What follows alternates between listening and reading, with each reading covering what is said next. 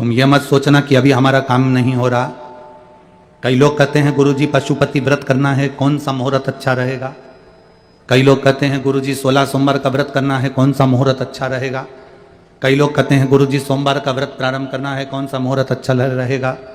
कोई कहता है मुझे शंकर जी के मंदिर जाना प्रारंभ करना है, कौन सा मुहूर्त अच्छा रहेगा। शिव महापुराण की कथा में वर्णन किया गया कि शंकर के मंदिर में, शंकर के ग्रह में, शंकर के मंदिर शिवालय में, देवालय में, शिव पुराण में, शंकर की स्तुति में, शंकर के अनुमोदन में, शंकर के भजन में मुहूर्त नहीं देखा जाता, क्योंकि शंकर काल अधिपति महाकाल है। उसने समय बनाया है तो वो मुहूर्त खुद बनाता। सारी पुराण, जितनी पुराण होती है उसमें मुहूर्त देखा जाता है। रामायण बिठाना है मुहूर्त देखना पड़ेगा, भागवत बिठाना है मुहूर्त देखना पड़ेगा। शिव महापुराण बिठाने के लिए कोई मुहूर्त नहीं देखा जाता। शिव महापुराण का कोई मुहूर्त नहीं, भगवान के नाम जपने का कोई मुहूर्त नहीं है, भगवान के भजन करने का कोई मुहूर्त नहीं है। और हम तो यहां तक कहेंगे, अगर तुम दुकान चालू कर रहे हो, फैक्ट्री चालू कर रहे हो, कोई काम कर रहे हो, तो ये मत सोचना 2 महीने बाद मुहूर्त आएगा, 4 महीने बाद मुहूर्त आएगा। ना ना ना, शंकर का नाम लो और चालू करो, वो मुहूर्त तुम्हारे लिए श्रेष्ठ हो। विलंब नहीं करना है हमें देरी नहीं करना, हमें तो तुरंत भगवान का नाम लेना है, शंकर का नाम स्मरण करना है। बोल बम का नारा है, वाह भाई, भगवान का नाम लेकर, शंकर का नाम लेकर, विश्वनाथ का नाम लेकर, सोमेश्वर का नाम लेकर हमें वो कार्य पूर्ण कर दे। हम मुहूर्त का इंतजार क्यों करें।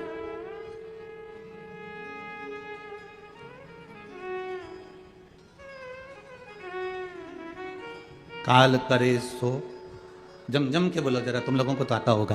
काल करे सो, आज करे सो, पल में परलय हो जाएगा, और शिव नाम जपेगा जब मिल जाए, जब स्मरण हो जाए।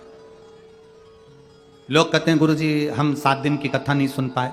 हम कहते हैं आखिरी की तो सुन रहे हो ना। हम आखिरी दिन भी नहीं आ पाए और बीच में आ जाए, वो जो तुम्हें समय मिले, जैसा तुम्हें समय मिले। गुरुजी टीवी के सामने भी हम इतनी देर नहीं बैठ सकते, तो हम चलते फिरते सुन ले, बिल्कुल। कौन ने मना करा। यमराज आएगा तो ये देखकर आएगा कि तू सोफे पे बैठी है। बोलो, यमराज जी कहेगा कि तू रोटी खा ले इसके बाद लेकर चलूंगा।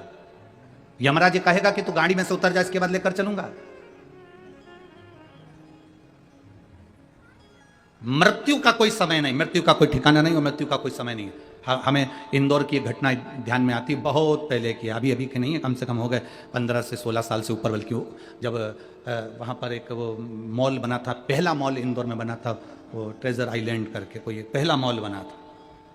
और पहला मॉल बना था और उस मॉल के पास सामने गाड़ी खड़ी हुई थी, और महिला का जो पति था वो मॉल में गया था, महिला अंदर बैठी हुई मोबाइल चला रही थी और एसी में बैठी हुई थी, कांच बंद था, इधर कभी कांच बंद, इधर कभी कांच बंद, इधर कभी कांच बंद, सब बंद। वो मोबाइल चला रही थी। 2 बैल कोई दूसरे चौराहे पर लड़े थे, उसका एक बैल दौड़ता दौड़ता आया और गाड़ी के कांच में से सींग को महिला के पेट में मार दिया और उसी समय उसके प्राण छूट गए। मौत 7 ताले में भी बंद हो जाओ तो भी आना निश्चित है। मृत्यु का कोई स्थान नहीं होता, मौत का कोई स्थान नहीं होता, कोई स्थान नहीं होता। जन्म मरण परण 3 उस भोलेनाथ के हाथ में है। बस इतना जरूर है कि तुमने अगर भगवान के नाम का गुणगान किया है, भगवान की भक्ति करी है, तो यह पक्का है कि तुम्हें भोगना नहीं पड़ेगा, उस परमात्मा की शरणागति तुम्हें तुरंत प्राप्त हो जाएगी, भोगना नहीं।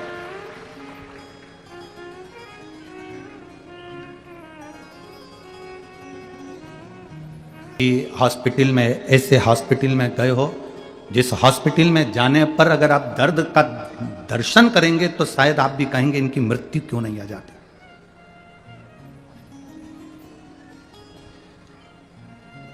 गोरखपुर का कैंसर हॉस्पिटल का स्मरण में आता है, फिर एक बार चेन्नई के भी कैंसर हॉस्पिटल का स्मरण आता है। वहां जो कैंसर का मरीज होता है वो इतना दर्द भोगता है कि वो भगवान से रोज की प्रार्थना करता है कि प्राण छूट जाए, मौत नहीं आती। इतना तकलीफ उसके जीवन में होता है, इतना कष्ट होता है।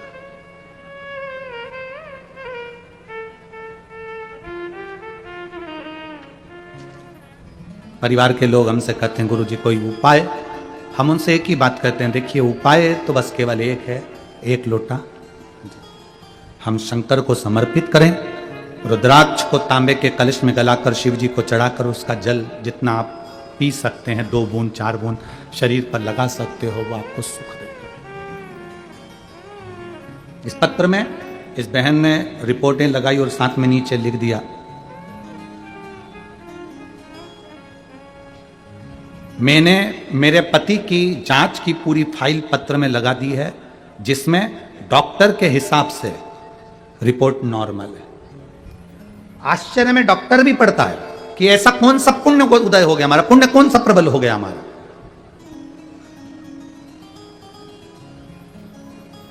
यह जरूरी नहीं कि दुख आएगा तब आप लोटा लेकर भगवान के मंदिर जाएंगे, तकलीफ आएगी तब आप भगवान के मंदिर जाएंगे ना। शिव महापुराण की कथा कथी अपने घर के बच्चों की आदत बना दीजिए।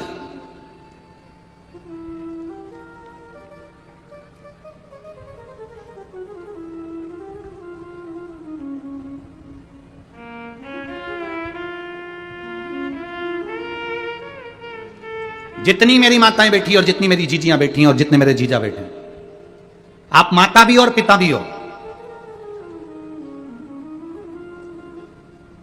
माता किसको कहते हैं? केवल बच्चे को जन्म देने वाली, केवल बच्चे को पाल पोस कर बड़ा करने वाली, केवल बच्चे को स्तनपान कराने वाली, केवल बच्चे को भोजन कराने वाली, केवल बच्चे को कपड़े पहनाने वाली, इसको क्या माता कह देंगे? नहीं। शिव महापुराण की कथा कहती है माता पार्वती से सीखना, माता पार्वती को माता कहते हैं। माता का मतलब होता है निर्माता, माता का मतलब होता है निर्माता। निर्माता से मतलब है अपने बच्चे का ऐसा निर्माण करो, अपने बच्चे को ऐसा संस्कार बना दो, अपने बच्चे का ऐसा निर्माण कर दो कि तुम्हारे बच्चे को पलट कर देखना ना पड़े।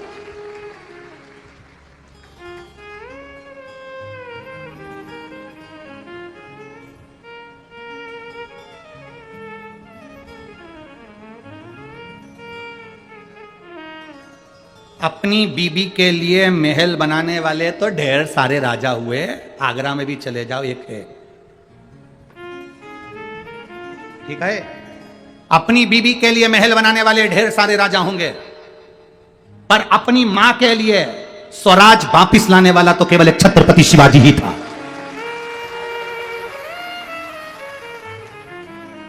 अपनी माता के लिए स्वराज लाने वाला, अपनी मां के लिए वापिस स्वराज्य लाने वाला, अपनी माता के लिए स्वराज्य की स्थापना करने वाला तो केवल छत्रपति वीर शिवाजी ही थे। बीबी के लिए तो कोई भी महल बना लेगा, बीबी के लिए महल बना लेना सरल बात, कोई भी बना, पर अपनी माता के लिए स्वराज, अपनी माता ने कह दिया कि मुझे यह चाहिए, मतलब ये मेरा महल मुझे चाहिए तो चाहिए। और छत्रपति शिवाजी महाराज ने कह दिया मां सेना बहुत है उसके पास में, मेरे पास इतनी सेना नहीं है मां, मेरे पास इतनी सेना नहीं है मां, कैसे जाऊंगा कैसे लाऊंगा। जीजाबाई कहती है तू रुक मैं जाती हूं। छत्रपति शिवाजी ने कहा मां अब तू मत जाना। जीजाबाई हाथ पकड़कर वीर शिवाजी को बाल्यावस्था से, बचपन में जब वीर शिवाजी केवल 3 साल के थे,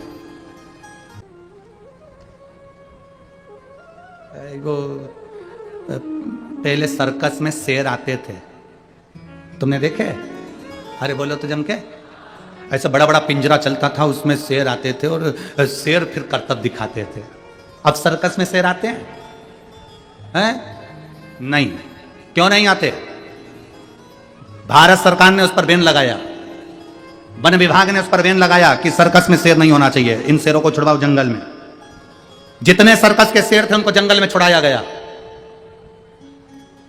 उनके गले में एक सिम डाली गई, कैमरा लगाया गया। जितने जंगल में शेर छोड़े गए थे, कुछ दिन बाद वो सारे के सारे शेर मर गए। पता लगाया इन शेरों को किसने मारा, मालूम पड़ा कुत्तों ने मार दिया। शेर को किसने मारा? कुत्तों ने। अरे कैसी बेवकूफ जैसी बात करते हो। वन विभाग अधिकारियों ने कहा कुत्ता क्या शेर को मारेगा?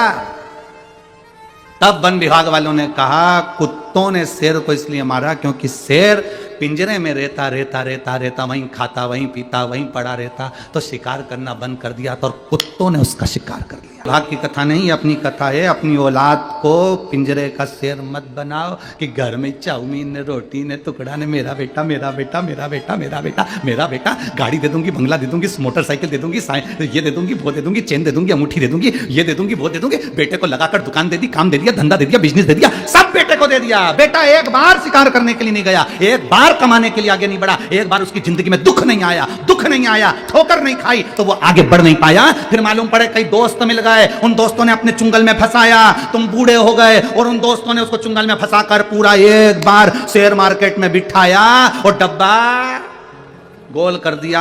अब रो रहा है, मैं क्या कमाऊं, मैं तो बड़ा दुखी हो गया। महाराज जी पत्रिका देखकर बता दो, मेरी जिंदगी में सुख कब आएगा। महाराज क्या करे पत्रिका का, तुमने अपने बेटे को केवल पिंजरे का शेर बनाया था। अगर आप अपने बेटे से कह दो मेरी दौलत मत देखना, मेरा धन मत देखना, मैं नहीं दे सकती, मेरा मन पड़ेगा मैं उसको दूंगी, इसलिए मेरा निवेदन है तू अपनी कमाई करना खुद चालू कर। जब वो जंगल का शेर बनेगा, शिकार करना प्रारंभ करेगा, जब वो जंगल का शेर बनेगा, कमाई करना प्रारंभ करेगा, जब वो जंगल का शेर बनेगा, ठोकरे खाएगा, लोगों से जाकर भिड़ेगा, तब जाकर कुछ कमा कर लाएगा, तो उसको कमाई का भी अंश मालूम पड़ेगा कि 1 रुपए की कीमत क्या होती है। उसको धन की कीमत मालूम पड़ेगी कि धन की कीमत क्या होती है। लगी लगाई दुकान दे देना, व्यापार दे देना, धन दे देना, संपदा दे देना, बंगला दे देना, गाड़ी दे देना, ना ना ना ना ना।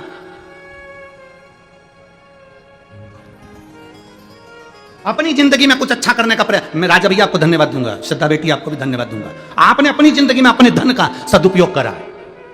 बनी में करोड़पति बहुत सारे होंगे, ढेर धन होगा, ढेर संपदा होगी, पर जोड़ जोड़ के केवल बच्चों को दिया। कभी जीवन में एक बार सत्कर्म नहीं कर पाए। कम से कम बनी का इतिहास रच दिया आपने, शिवपुराण की कथा करवा। ये बनी का इतिहास रच दिया कि बनी जैसे क्षेत्र में भी शिव महापुराण की कथा हो सकती है, कोयले की इस खदान में भी हीरा प्रकट हो सकता है। ये बनी के इतिहास में तुमने सिद्ध कर दिया। जोड़ा जोड़ा जोड़ा जोड़ा। हम तो ये भी नहीं कहते कि तुम किसी महाराज को दे दो, हम तो ये भी नहीं कहते कि तुम किसी को दो, हम तो ये कहते हैं अपने ऊपर तो खर्च करो, अच्छा खाओ पियो मौज करो। तुम्हारा बेटा एप्पल का मोबाइल लेकर घूम रहा है, तुम्हारा बेटा कौन सी बुलेट आपकी भट भट फटाका फोड़े है, कौन सी रे है, कौन सी कंपनी की भाई, रॉयल कंपनी की। हाँ, ना जाने कौन कौन सी कंपनी की बुलेट लेके घूम रहा, 1.5 लाख की। और पिताजी ने मालूम पड़ा कपड़े उतारे तो बनियान में 40 छेकड़े।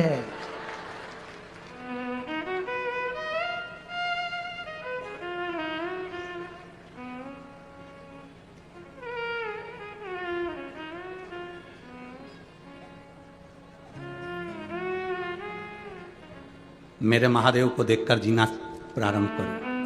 मेरे शंकर भगवान की जिंदगी बड़ी विचित्र जिंदगी थी, बहुत मस्त जीते थे। उनके चेहरे पे कभी उदासी रही नहीं। मेरे भोलेनाथ जी के जितने फोटो देखोगे उसमें हल्की सी मुस्कुराहट देखोगे, वो हंसता ही रहता है। कई लोग हमसे भी कहते हैं तुम कथा करते करते दांत क्यों दिखाते रहते। रूपा की जैसे सुलीला अति प्रिय शीला, यह सुख परम अनुपा। माता कौशल्या करी सुनी वचन सुजाना, रोदन ठाना। कौशल्या जी राम जी से कह रही हैं कि राम तुम रो। राम जी कहते हैं मां मैं भगवान, मैं काय को रोऊं। कौशल्या जी कहती हैं पृथ्वी पर जो जन्म लेता है उसको रोना पड़ता है, बच्चा नहीं रोता तो डॉक्टर सिस्टर चिमटी मार ठोक कर रुलाते हैं। जन्म के समय पर बच्चे को रोना जरूरी है। क्यों रुलाते हैं? क्योंकि आज से रोएगा तो मरेगा तब तक रोना पड़ेगा, इसलिए रो। पर शिव महापुराण रोना नहीं सिखाती, इसलिए तो शंकर भगवान अजर अमर है। शिव जी पैदा ही नहीं हुए तो उनको रोने का काम ही नहीं, इसलिए आपसे कहते हैं शिव महापुराण केवल एक ही चीज सिखाती है, मुस्कुराओ, हंसो, प्रसन्न रहो, ठाका लगा। वो योग ऋषि श्री रामदेव बाबा जी भी अपने आश्रम में बैठकर सुबह सुबह तुमसे यही कहते हैं, हंसते हैं ठाका लगा लगा कर। वो यही तो कहते हैं कि हंसो, हा हा हा, खूब हंसाते हैं। क्यों? उसका कारण केवल इतना सा है कि आज के जीवन में मनुष्य की देह में कलियुग में सब कुछ बड़ा, पर स्माइल, प्रसन्नता, चेहरे की हंसी कम हो गई। और ये स्माइल, ये प्रसन्नता, ये हंसी केवल मनुष्य को मिली है। कभी मछली को हंसते हुए देखा है? छिपकली को, कॉकरोच को, चूहा कभी मुस्कुराते देखा है? गधे को हंसते हुए देखा है? सांप को मुस्कुराते देखा है? शेर को हंसते देखा है? नहीं। ये मुस्कुराहट, ये हंसी केवल मनुष्य को दी गई है, ये गॉड गिफ्ट है, इसलिए मुस्कुराते रहो, प्रसन्न। ये मुस्कुराहट तुम्हारे चेहरे पर। मुसद्दीलाल जैसे ऐसे बैठ गए, किसी ने मार ठोक के। ऐसे बैठे जैसे किसी ने दो चार धर के बिठाया। कथा में जा रही है, चुपचाप बैठना, दोस्त तुम पकड़ के चुपचाप बैठो ऐसे।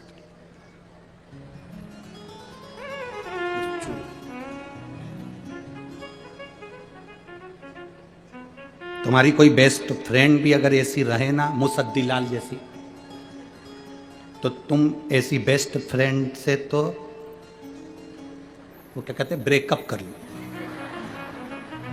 ऐसी बेस्ट फ्रेंड किस काम की जो मुस्कुराए नहीं तुम्हारी, क्या करे। सबसे बड़ा आभूषण है चेहरे का। तुम कितने भी अच्छे कपड़े पहन लो, अगर तुम्हारे चेहरे पर मुस्कुराहट नहीं है तो कोई मतलब की नहीं है। कई लोग शादी में हमने देखा है, अब तो हम इतनी शादियों में नहीं जा पाते, पर पहले हम लोग जब शादी में जाते थे तो देखते थे लोग कोट पैंट सब पहन के आते, वीआईपी बन के आते, उनके चेहरे पर रत्ती भर मुस्कुराहट नहीं होती। गुलदस्ता जरूर देते पर चेहरे का गुलदस्ता तो था ही क्या मतलब। बड़े बड़े ऑफिसरों को हमने देखा है, बड़े बड़े ओहदे पर बैठते हैं, बड़े बड़े मिनिस्टर मंत्री, कोई कलेक्टर ऑफिसर, कोई बड़े बड़े बहुत सरकारी नौकरी के बड़े बड़े ऑफिसर, देखो उनके चेहरे पर कभी स्माइल नहीं रहती, वो हंसते ही नहीं है। हमने एक बार पूछ लिया क्यों नहीं हंसते, तो क्या गुरुजी हंसो तो फंसो। यवतमाल श्री शिवाय नमस्तुभ्यम। मैं एक मुस्लिम धर्म की हूं। मैंने सनातन धर्म के लड़के से, वेदांत लांजेवार से विवाह किया है। कहीं बैठी है बेटी, आप ही आजा आजा बेटा। मैंने एक मुस्लिम धर्म से, एक सनातन धर्म के लड़के से विवाह किया। वेदांत लांजेवार से मैंने शादी की है। मेरा ससुराल वालों ने मुझे अपना लिया और मेरा पूरा परिवार मुझे बहुत प्रेम करता।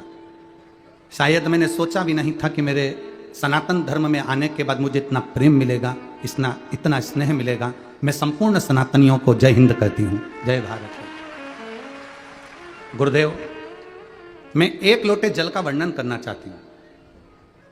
मेरा जो बचपन पहले निकला, मेरा जो समय निकला, उस समय पर हम सनातन हिंदू धर्म के किसी देवता से इतना लगाव नहीं था, क्योंकि हम मुस्लिम धर्म अपनाए हुए थे। गुरुदेव, मैं बाबा का क्या वर्णन करूं। शादी के कुछ समय बाद मेरे पति गलत संगत की ओर चले गए। तब मेरा और उनका झगड़ा होता था कि आप और हमारा विवाह हुआ है, हम और आप गलत संगत की ओर चले गए। ये देखते देखते मेरे पड़ोस में एक काकू रहती हैं। उन काकू ने मुझसे कहा, बेटा तू भले पूर्व में मुस्लिम धर्म में रही हो, पर तू अब सनातन धर्म में आ गई है, तो तू एक काम कर, सियोर वाला महाराज कहता है कि शिवजी पर एक लोटा जल चढ़ाना चाहिए। गुरुदेव, मैंने वो पास वाली काकू के कहने पर महाशिवरात्रि का पूजन किया, पशुपतिनाथ का व्रत प्रारंभ किया। और गुरुदेव, मैंने पशुपतिनाथ का व्रत प्रारंभ कर कर शिवजी को एक लोटा जल चढ़ाना प्रारंभ करा। आज तक मैंने भगवान का ऐसा चमत्कार नहीं देखा था। गुरुदेव, मेरा केवल एक व्रत पूर्ण हुआ और मेरे पति ने मदिरा पीना छोड़ दी। मैं बाबा को यहां प्रणाम करने के लिए, आज मैं धन्य हूं। मेरे पति को भी मैं बहुत भाव से प्रणाम करती हूं कि वो भी शिव के भक्त हैं और मैं भी शिव की भक्त हूं, और मेरे जीवन का ये मेरा बड़ा फल प्राप्त करा। मेरा पूरा ससुराल, मेरा पूरा समाज और मेरा पूरा ससुराल आज मुझे बहुत आनंद में रखते हैं, और मेरे पति भी मुझे बड़े आनंद में रखते हैं। मैं साधुवाद देती हूँ। हर हर। आजा बेटा।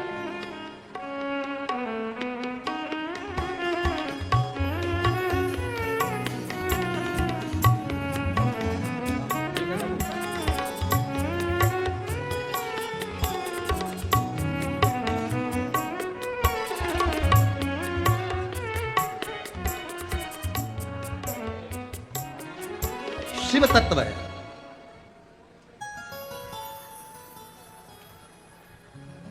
इस पेटी ने एक लाइन लिखी है, मैं आस्था चैनल पर वालों से भी बोलूंगा कि इस लाइन को आप चैनल पर भी जरूर दिखा।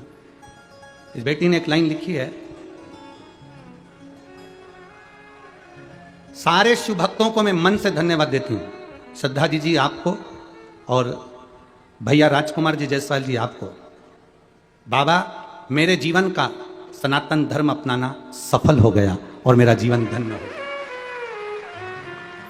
ये लाइन इस बेटी ने अपने भाव को व्यक्त किया। एक बात अपने जीवन में उतार कर रखिए, अपने जीवन में भाव को अपने जीवन में रखिए कि हम जो जिंदगी जिए उस जीवन में, हमने कल भी कथा में कहा था कि शिव भक्ति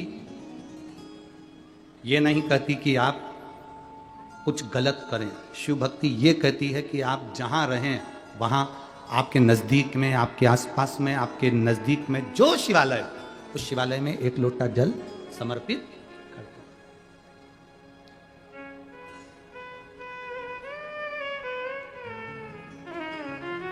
को पाना।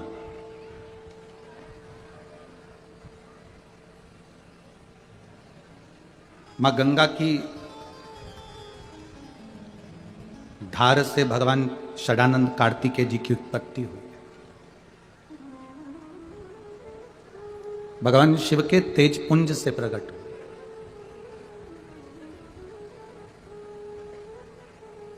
और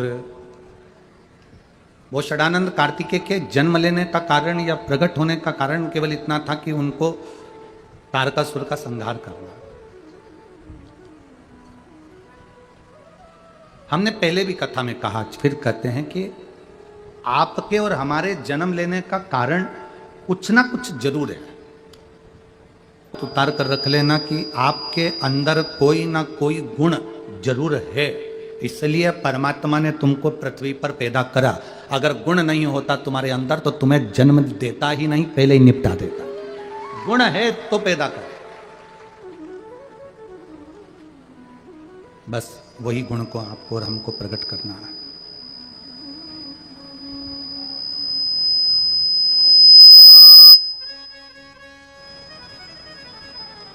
ऐसा कोई जन्म ही नहीं लिया जो व्यर्थ हो। एक कथा आपके अंदर उतार के रखना, जो हमने पहले कही आज फिर कह रहे हैं। जितनी माताएं यहां बैठी है वो अपने सोने वाले कमरे में, जिसमें वो सोती हैं, विश्राम करती हैं, उस कमरे के अंदर फालतू का अटाला नहीं रखती हैं, कबाड़ा नहीं रखती हैं, बेकार सामान नहीं रखती हैं। जिसमें वो सोती हैं, जिस कक्ष में वो माताएं विश्राम करती हैं, उसमें अटाला नहीं रखती हैं, उसमें कबाड़ा नहीं रखती हैं। उसमें वो व्यर्थ चीजें नहीं रखती हैं। शिव महापुराण की कथा कहती है, जिस कक्ष में माताएं विश्राम करती हैं या सोती हैं, आराम करती हैं, सोते हैं, उस कक्ष में वो कबाड़ा नहीं रखते, बेकार सामान नहीं रखती, कीमती सामान, अच्छा सामान रखती हैं। उसी तरह शिव महापुराण की कथा कहती है कि संसार सागर में, पृथ्वी पर, मृत्यु लोक में, इस संसार सागर में भगवान भी जिसको पैदा करता है, भगवान भी जिसको मृत्यु लोक में जन्म देता है, उस मृत्यु लोक में उसी को जन्म देता है जो कि कीमती होता है या अच्छा होता है या उसमें कोई गुण होता है, वरना पैदा ही नहीं करता। हमारे बीच में माननीय राजा साहब जी ठाकरे जी की धर्मपत्नी श्रीमती शर्मिला ताई है ना,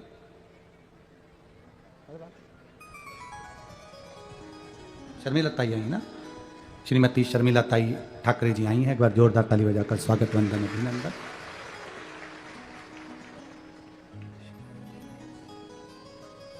बहुत बहुत साधुवाद जो शिव की कथा में बाबा की रस भक्ति को श्रवण करने आप पधारे, उसके लिए बहुत बहुत साधुवाद। एक बार जोरदार ताली बजाकर स्वागत, वंदन। शिव तत्व को धारण कर,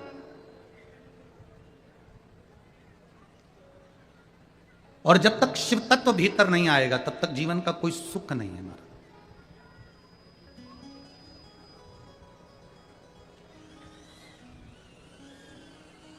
राम जी को प्रसन्न करना हो तो क्या बोलना पड़ता है? जम के बोलो जरा। मान लो राम जी को प्रसन्न करना हो तो क्या बोलना पड़ेगा? जय श्री राम बोलेंगे तो राम जी प्रसन्न हो जाएंगे? नहीं। हार हार महा, ये शंकर का नाम जब लिया जाता है तो मेरे राम जी प्रसन्न होते हैं। भगवान कृष्ण को प्रसन्न करना है तो हार हार महा, कृष्ण प्रसन्न हो जाते हैं। जीजाबाई ने 3 वर्ष के छत्रपति वीर शिवाजी को सिखा दिया था, जिस शब्द से राम प्रसन्न होते हैं, जिस शब्द से कृष्ण प्रसन्न होते हैं, वो शब्द तेरी जिह्वा पर आना चाहिए। और वीर शिवाजी भी जब जाते थे तो एक ही शब्द का नाद करते थे, हार हार महादेव। एक शब्द का संबोधन, वो भी बाल्यावस्था में उनकी जिह्वा पर आ गया। हनुमान जी को प्रसन्न करना है तो जय हनुमान बोलोगे क्या? जय श्री राम बोलना पड़ेगा तो हनुमान प्रसन्न होंगे। राम जी को प्रसन्न करना है तो हर हर, कृष्ण को प्रसन्न करना है तो हर हर, गंगा जी को प्रसन्न करना है तो हर हर, इंद्र को प्रसन्न करना है तो हर हर, देवी को प्रसन्न करना है दुर्गा भवानी को तो हर हर। यहां जितना 33 कोटि देवी देवताओं को प्रसन्न करने का एक ही लक्ष्य है, वो है शिव का नाम, भगवान शंकर का।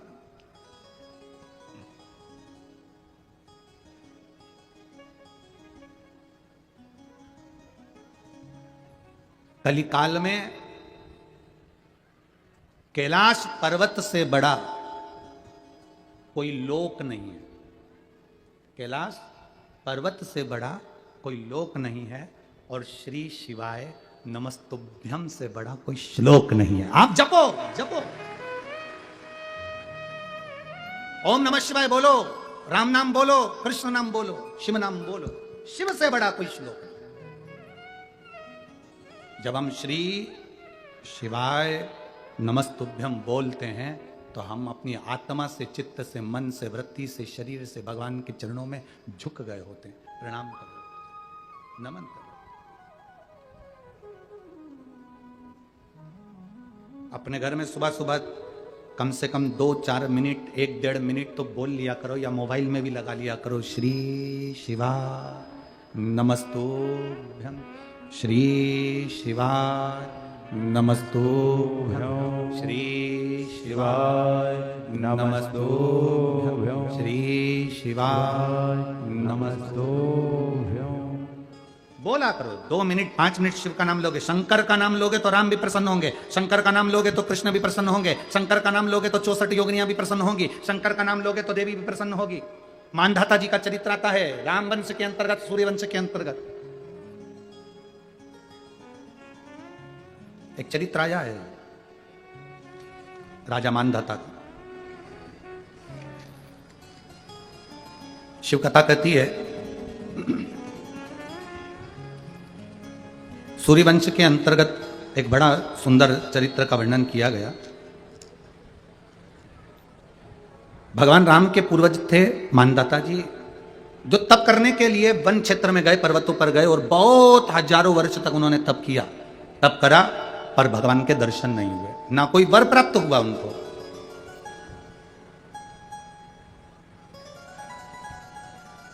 अब मानधाता जी बड़े दुखी हो गए कि मैंने इतना तप करा, मैंने इतनी साधना करी और मुझे उसका फल ही नहीं मिल रहा। मेहनत करो और फल ना मिले तो दिल तो दुखता है, परिश्रम करो और फल ना मिले तो मन तो दुखता है। इतनी दूर दूर से लोग चलकर यहां तक पहुंचे, लाखों की संख्या में आप लोग आए हो, जहां जगह मिल जाए, धूप में, छांव में, पेड़ के नीचे, घरों में, रोडों पर, जहां जगह मिल गई आप वहां बैठ गए, कथा सुन रहे।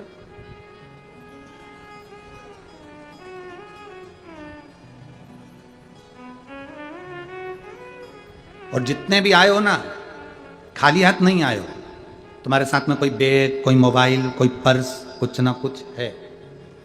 बोलो है कि नहीं? कुछ भी नहीं है तो टोरा टोरी है, छोरा छोरी, वो क्या होता है, मुलगा मुलगी, वो भी है। मतलब तुम कुछ ना कुछ तो लेकर आए पक्का।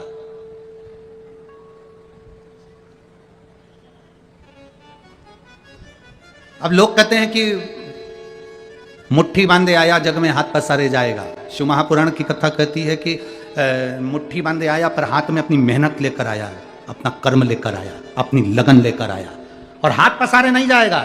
शिव महापुराण की कथा कहती है जो उसने पुण्य करा, कथा सुनी, भजन किया, किसी भूखे को भोजन कराया, किसी प्यासे को पानी पिलाया, किसी की दवाई का खर्चा उठाया, किसी विद्यार्थी को अच्छा एजुकेशन दिलाया, उसने जो पुण्य कमाया है वो साथ में लेकर जाएगा, वो छूटेगा नहीं, वो छूटने वाला नहीं है। हमारा अच्छा कर्म हमारे साथ में जाएगा, वो कर्म हमारा छूटने वाला नहीं। कुछ लेकर आए हो, कुछ लेकर जाओगे। यहां पर तुम मोबाइल लेकर द्वारा किया गया भगवत स्मरण का कहीं ना कहीं उसका फल हमको इसी जन्म में, अगले जन्म की कोई गारंटी नहीं साहब। और हम तो कह ही नहीं सकते कि अगले जन्म में हम कहां होंगे और तुम कहां होगे, कोई गारंटी है क्या? और कहीं का ऐसा महाराज मिलता हो जो तुमको अगले जन्म की गारंटी लेता हो तो बात दूसरी है। फिर हम भी पूछ लेंगे क्या अगले जन्म में तुम देखकर आए थे कि हम कौन थे और तुम कौन थे? क्या मालूम कौन सा जन्म किसका कौन सा है। और कोई जरूरी नहीं है। शिव महापुराण की कथा यहां तक कहती है कि एक लोटा जल, एक बेलपत्र, एक चावल का दाना, एक पुष्प की पंखड़ी जो नित्य प्रति शिव को चढ़ाता है, शिव महापुराण की कथा कहती है कि उसका फिर कोई अगला जन्म नहीं होता, वो शिव में ही समा जाता है। वो जन्म और मरण के प्रपंच से छूट जाता है। जगत गुरु शंकराचार्य जी ने भी ये बात कही कि पुनरपि जननम पुनरपि मरणम के प्रपंच से छूटने के लिए शंकर का अनुमोदन करना है, भगवान शिव की भक्ति करना है, शंकर का अनुमोदन करना है। गला पकड़ रहा है बाबू बहुत। शिव का स्मरण करना है, शंकर की भक्ति करना है। आप शिव का स्मरण में अगर डूबे हुए हो, शंकर की भक्ति में डूबे हुए, शंकर के स्मरण में, शंकर के अनुमोदन में डूबे हुए हो, तो ये निश्चित है कि हम और तुम कहां हो गए ये पता नहीं।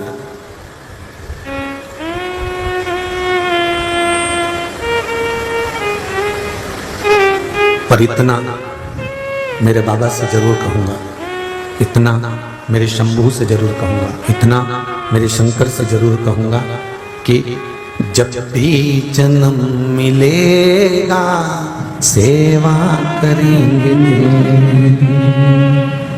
जब भी जन्म मिलेगा सेवा करूंगे। यहाँ इस कथा में कोई ग्वालियर का एक बालक आया हुआ है कथा सुनने के लिए। मुझे तो कल मालूम पड़ा कि वो सेंटिंग का काम करता है, पटिया जमाने का।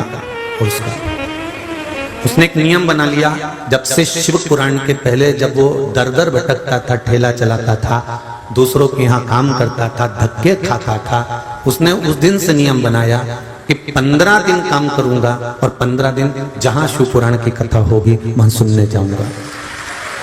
तो बेटा कहाँ आप ही हैं? आओ एक बार कूदिए जल्दी। 15 दिन काम करता है और 15 दिन में 6 महीने का कमा लेता है। ये शिव की कृपा है। और 15 दिन काम कर 15 दिन कथा सुनने के लिए आता है। आओ दौड़ कर शंभू।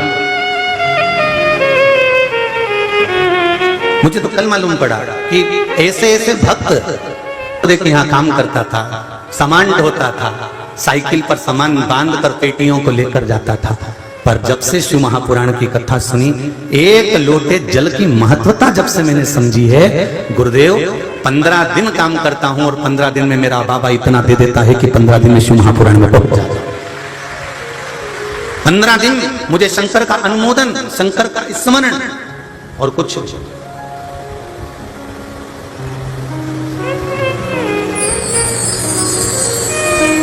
तो होगा इस पुराण में शिव की कथा। दुनिया के लोग भले कह दें कि बताओ उन्होंने ऐसा बता दिया, उन्होंने वैसा बता दिया, क्या होता है शंकर को जल चढ़ाने से, क्या होता है बेलपत्री खाने से। हम तो आपसे भी कहें, हम ये नहीं कहते कि शंकर जी पे चढ़ी, आप तो शिव जी से औषधि मांग कर लाइए ना बेलपत्री की। आपका शुगर, आप तो प्रैक्टिकल कर देखना, शुगर लेवल में नहीं आ रहा हो, बार बार तुम डॉक्टर को जांच करा रहे हो, शुगर लेवल में नहीं आ रहा, एक बेलपत्री शंकर जी से मांग कर लेकर आओ औषधि के रूप में, और उस बेलपत्र को चबा चबा कर खाना प्रारंभ कर दो। हाँ, किसी किसी को बेलपत्र खाने से मुख में छार पड़ जाता है, जीवान छार छार हो जाती है, कड़वा मुंह हो जाता है, कई बार छाले पड़ जाते हैं। उनसे निवेदन है ऐसे नहीं खा सकते तो बेलपत्री को पीस कर गोली बनाकर मुख में डालकर पानी से निकल जाओ। और उस बेलपत्री का असर तो देखो कि शुगर लेवल में आई, बीपी लेवल में पहुंचा कि नहीं पहुंचा। हमें शिव से औषधि मांगना है, हमें शंकर से औषधि चाहिए, हमें उनका निर्माल्य नहीं चाहिए, हमें तो अमृतमय औषधि। क्योंकि शंकर के पास जो रहता है वो साधारण नहीं रहता साहब। चपटी भभूत में है खजाना कुबेर का, उसके तन पर अगर कोई भभूत का कण भी चढ़ जाता है, भस्म भी लग जाती है, तो वो कुबेर के खजाने जैसी हो जाता है।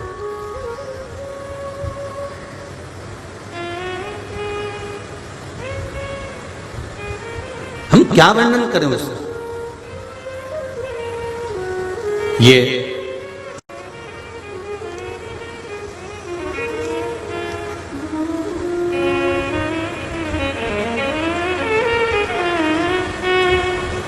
इतने सारे कार्यकर्ता लगे हुए हैं, कोई जैकेट पहना है, कोई कुर्ता पजामा पहना है, कोई नी पहना है तो जीन्स शर्ट पहना है, कोई बनियान टी शर्ट पहना है, तो कोई किसी रूप में काम कर रहा है, कोई किसी रूप में काम कर रहा है। कई लोग इनको गाली भी दे रहे होंगे, कई लोग इनको अपशब्द भी कह रहे होंगे। तुम मुझे जानते नहीं हो, बाद में मिलना, जरा कथा हो जाए उसके बाद। कई लोग इनको आंख भी दिखा रहे होंगे, कई लोग अपशब्द भी कह रहे होंगे। कार्यकर्ता तो कार्यकर्ता है, सीटी भी बजा रहा होगा, आवाज भी दे रहा होगा, चिल्ला भी रहा होगा, कई लोग बोल भी रहे होंगे, पर ये निष्कपट भावों से, निष्कपट भावों से, ये नहीं कि मेरा आ गया तो मैंने आगे बिठा दिया, उसका आया तो पीछे, निष्कपट भावों से अगर इन कार्यकर्ताओं ने सेवा करी है तो 3 महीने के अंदर ये कार्यकर्ता भी मुझे शिविर में मिलने वाले हैं, ये निश्चित है। उसका फल क्या होता है ये देखते, उसके फल का आनंद क्या होता है। वो विश्व हिंदू परिषद, बजरंग दल, आरएसएस और हिंदू उत्सव समिति, ये सब वहां दरवाजे पर चप्पल जूते का स्टैंड लगाए हुए हैं। कोई ट्रेगल साइकिल से, त्रिशूल नवदुर्गा समिति, वो साइकिल से बूढ़े लोगों को वहां छोड़ दिया जाता है, और इतनी दूर पार्किंग से वो बुजुर्ग कैसे आए, तो उसके लिए व्हील चेयर की व्यवस्था करना, उनको यहाँ तक लाकर छोड़ना, यहाँ से वहां ले जाकर छोड़ना, ये कुछ सहजता नहीं है। एक कोई समिति है, वो हमारे आप लोगों से हमारी कोई बात नहीं होती, और ये जजमान बैठे, इनसे भी पूछना, या इनके यहाँ कैमरे लगे हो तो उसमें देख लेना, हम अपने कमरे से नहीं निकलते, ना इनसे हमारी कोई बात होती। और इनके रिश्तेदार यहाँ हैं तो उनसे भी पूछना कि गुरुजी मिलते क्या, नहीं। वो तो हमारे जो ये ब्राह्मण जन हुआ, कार्यकर्ता हुए, जो यहाँ आते हैं, देखते हैं, तो वो बताते हैं कि गुरुजी कोई एक चाय और दूध का किसी ने स्टॉल लगाया है, ऐसी चाय तो घर में भी नहीं बनती गुरुजी, ऐसी जाड़ी चाय सुबह 6 बजे से चालू करता है तो रात्रि को 9-10 बजे तक, और केवल चाय नहीं, किसी का बच्चा रो रहा है, दूध दे दो भैया, वो दूध भर कर दे देता है, भैया हमको 1 गिलास दो, वो दूध, क्या कहूं मैं, क्या खान करूं मैं। हिंगोली वालों, दिल लूट लिया तुमने, क्या वर्णन करे तुम्हारे लिए, क्या बोला। वो 20 रुपया ले वैसे तो क्या जोरदार ऐसी माताएं अपना अपना चूल्हा लगा लगा के बैठी है, गरम गरम रोटी सेक रही, और क्या जोरदार बेसन और रोटी। ये बेसन और रोटी तक तुम्हारे घर में भी आनंद नहीं आएगा, लाइन लगकर खाने में आनंद आए। आरओ ले आए, आरओ की बोतल उन रख दी, पानी पिला रहा है, कोई चप्पल जूते संभाल रहा है, कोई व्यवस्थाएं लगी, ये सब इसने, कोई प्रसाद बांट रहा है बिना सोचे, क्या बांट गया, कैसे बांट गया, उसको मालूम ही नहीं।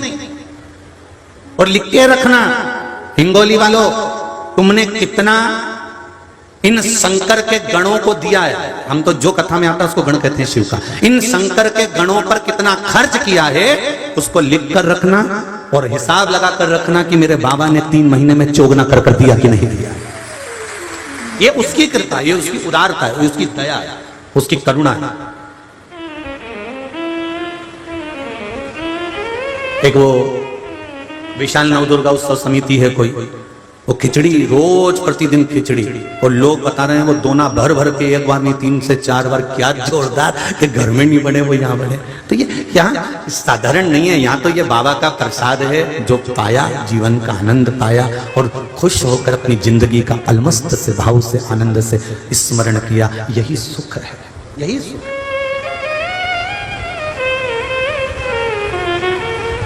आप कहीं पर भी बैठकर भजन कर लो, आप कहीं पर भी बैठकर स्मरण कर लो, आप कहीं पर भी बैठकर मंत्र जाप कर लो, उस मंत्र जाप का असर आपकी जिंदगी में होगा जरूर, ये निश्चित है।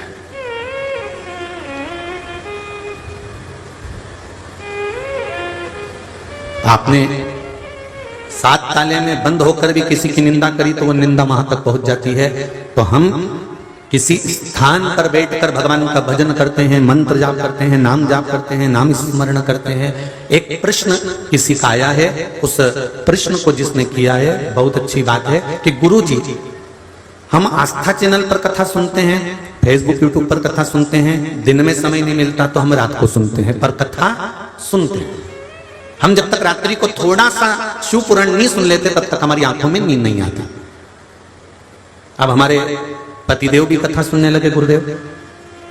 मेरा इतना सा पूछना है कि गुरुजी, हम जब टीवी पर सुनते हैं या मोबाइल पर सुनते हैं और जहां कथा पंडाल में होती है, जहां कथा हो रही होती है, वहां जाकर सुनते हैं, इन जगह पर पंडाल में कथा सुनना या टीवी पर कथा सुनना या मोबाइल पर कथा सुनना, इसका फल कहां पर कितना कितना है वो हमको थोड़ा सा समझा दीजिए। तो एक साधारण सी बात है, पलंग पर सोते सोते कथा सुन रहे हो, आप अकेले हो या पति है या बच्चे हैं साथ, टीवी पर सुन रहे हो, वहां 4 या 5 लोग सुन रहे हैं, यहां कथा सुन रहे हो, यहां 4 या 5 नहीं, हजारों लाखों लोग एक साथ कथा सुन रहे हैं। इसका फल क्या होता है?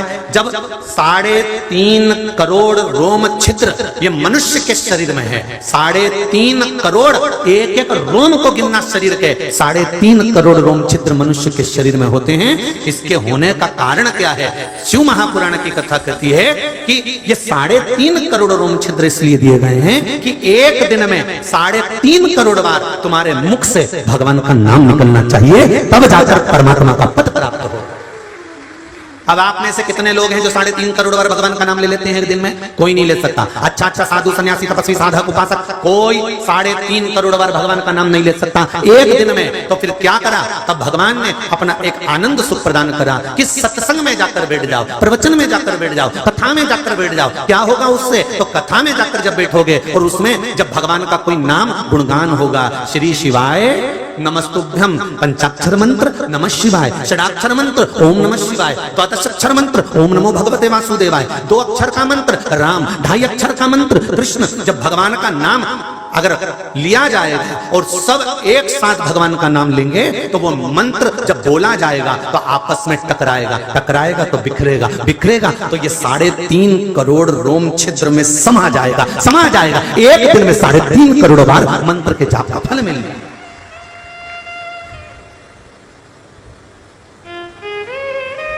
अब एक बार में 3.5 करोड़ बार मंत्र का जाप का फल आपको एक दिन में मिल गया। जो लोग कथा सुनने आते हैं पंडाल में, हाँ घर पर बैठकर सुन रहे हो उसका भी फल है, मोबाइल पर सुन रहे हो उसका भी फल है, पर पंडाल के अंतर्गत जब हम सुनते हैं तो सबके मंत्र का जाप एक साथ होकर जब वाइब्रेट होता है, जब एक साथ गुंजायमान होता है तो उसका फल कुछ ना कुछ अधिक प्राप्त होता है।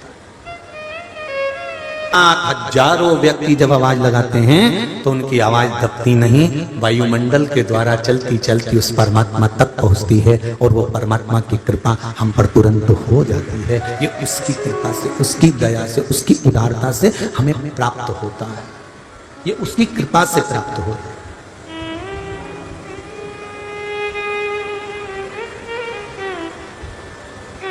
हम तो कहते हैं, आपको भी कहना चाहिए, तुम्हारा दिल जिससे लग जाए ना, राम जी से दिल लग गया तो राम के आगे झुक जाओ, कृष्ण से दिल लग गया तो कृष्ण के आगे झुक जाओ, शिव से दिल लग गया तो शिव के आगे झुक जाओ, हरि विठ्ठल से दिल लग गया तो हरि विठ्ठल के आगे झुक जाओ। उस एक परमात्मा के आगे अगर झुक गए, केवल एक तुम्हारा जिससे मन लग जाए उस परमात्मा के आगे अगर तुम झुक गए तो ये निश्चित है वो परमात्मा तुम्हें किसी के आगे झुकने नहीं देगा। ये निश्चितता है।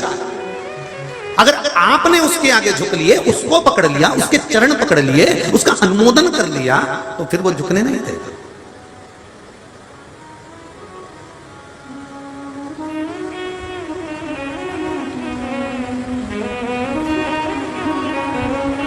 वो आपको साधता है। हे शिव, हे शंकर, आप साध लोगे तो सद जाएगा।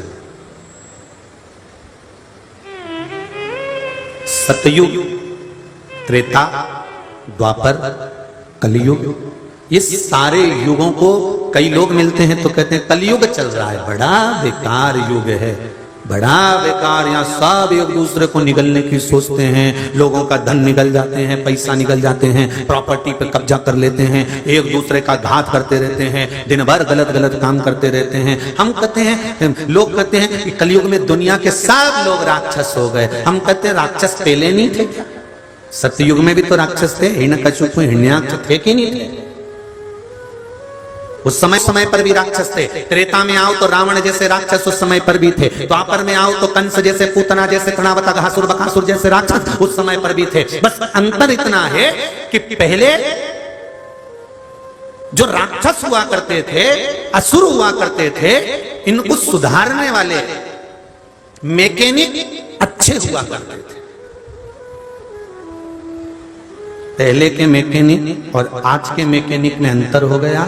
पहले का मैकेनिक गाड़ी एक बार सही करके देता था तो फिर वो गाड़ी को साल 2 साल तो आपको किसी मैकेनिक के पास ले जाने की जरूरत नहीं पड़ती थी। बस आज के समय का मैकेनिक गड़बड़ हो गया, इसलिए गाड़ी को एक बार सही कराओ ने 15 दिन में फिर वो गड़गड़ गड़गड़ गड़गड़ करे तो फिर जाना पड़ता है। यार 15 दिन पहले ही तो कराई थी यार, देख तो जरा क्या हो गया कि इसका ब्रेक थोड़ा सा टकरा रहा है, तो एक बार में क्यों नहीं सही कर देता? अब मुझे क्या मालूम था कि ब्रेक टकराया, उसने फिर सही कर दी। फिर दूसरी बार फिर लेकर गया, 20 दिन बाद फिर उनका लाइट गायब हो गई। तो क्या अभी तो आया था यार, 15-20 दिन भी नहीं निकले, 2 बार गाड़ी लेके आना पड़ा, तू सही क्यों नहीं कर देता? तो क्या गाड़ी है यार, तो पहले का मैकेनिक भी तो सही करता था। एक बार मशीन खोली, एक बार उसने सही करे तो गाड़ी चलती रहती थी। आज का मैकेनिक बार बार गाड़ी को हाथ लगाता है तो भी गाड़ी सही नहीं हो पाती। क्यों? क्योंकि इसमें गाड़ी की गलती नहीं है, इसमें मैकेनिक की गलती है। पहले का मैकेनिक जोरदार होता था, आज का मैकेनिक जोरदार नहीं है। उसी तरह पहले अगर असुर होते थे, राक्षस होते थे, तो पहले संत और ऋषि ये मैकेनिक इतने जोरदार होते थे कि एक बार प्रहलाद को भजन कराया तो पूरी गाड़ी सही करवा देते थे। इतना जोरदार मैकेनिक होता था। एक ऋषि, एक संत, एक साधु, एक सन्यासी, एक तपस्वी, एक साधक, एक उपासक पहले के ऐसे होते थे कि एक बार ज्ञान दिया और परमात्मा मिल गया। एक बार अच्छा मैकेनिक मिला तो परमात्मा मिल गया। और आज के समय में तो मैकेनिक ही ऐसे हो गए थे, इनको कौन सुधारे गाड़ियों को?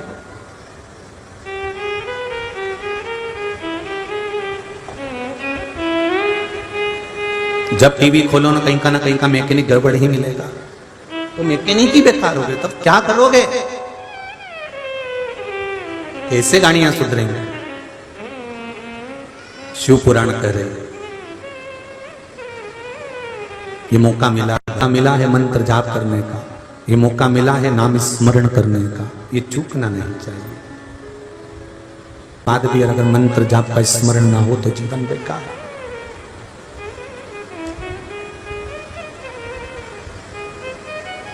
बहुत मुश्किल से प्राप्त हुआ, बहुत मुश्किल से।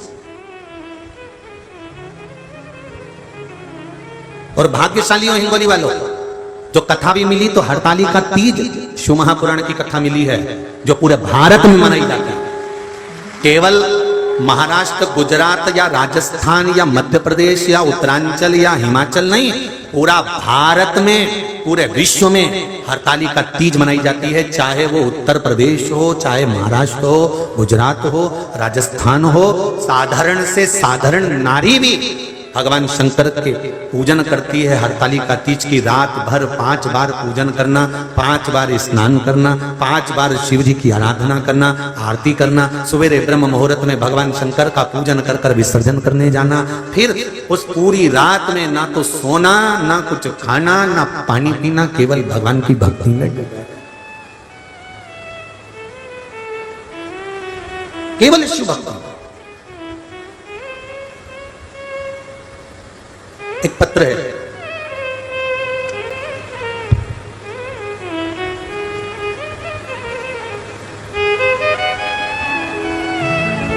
सो कविता राजेंद्र रुणवाला, डिग्रस महाराष्ट्र से हूं।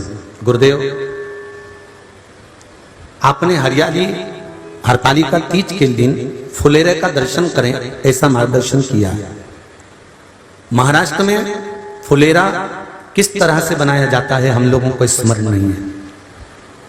क्या उस फुलेरे का वर्णन आप हमें करेंगे? कैसी पत्ती लगाना चाहिए, कैसा फूल? हमको ये प्रश्न कल यहाँ से जाने के बाद आ चुका था सीहोर के ऑफिस में, और उसके बाद हमने पंडितों को कहा था कि एक फुलेरा तैयार कर कर रखें और उस फुलेरे का दर्शन सभी को लाइव कराएं, जिससे घर पर या मंदिर में आप शिव जी की जब आराधना करें तो उसके ऊपर फुलेरा बंधा होना चाहिए।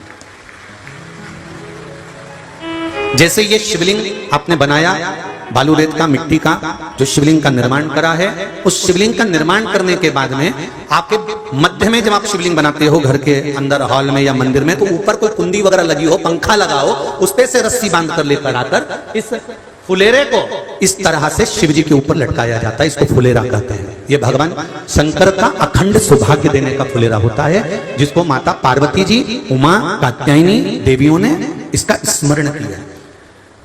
एक गोल होता है, गोल, चौकोर, तिरछा, जिस तरह से भी बनाना हो, पर शिव जी के ऊपर नीचे शंकर भगवान होते हैं। ये थोड़ा ऊंचा, जिससे पूजन भी आराम से हो जाए, इसको ऊंचाई की ओर लगाया जाता है, जिससे भगवान, जैसे अपन जलाधारी लगाते हैं, उसी तरह से इस फुलेरे को लगाया जाता है। तो इस फुलेरे में कहीं ना कहीं पत्तियों को भी लगाना चाहिए। माला के साथ में कोई आम की पत्ती हुई, अशोक की पत्तियां हुई, उसका भी स्मरण इसमें आता है महाराज, उसका भी स्मरण। जैसे भगवान देवादिदेव महादेव का शिवलिंग का दर्शन हो गए सबको फुलेरा का? अरे जम के तो बोलो, हो गए ना? और जितने लोग आस्था पर सुन रहे हैं, जितने लोग फेसबुक यूट्यूब पर सुन रहे हैं, अगर आपके स्मरण में फुलेरा नहीं हो तो उसका दर्शन अवश्य करिएगा।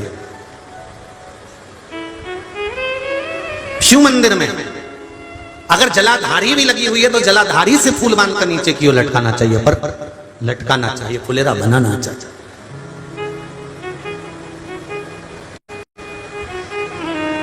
सात फल हैं फुलेरा।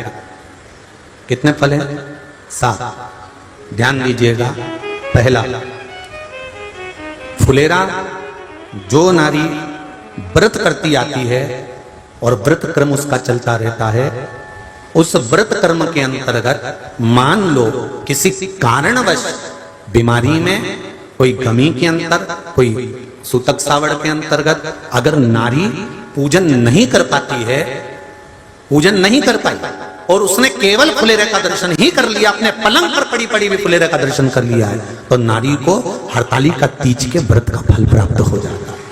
7 फल हैं भगवान शंकर के हरतालिका तीज के फुलेरे का। पहला फल व्रत का मूल।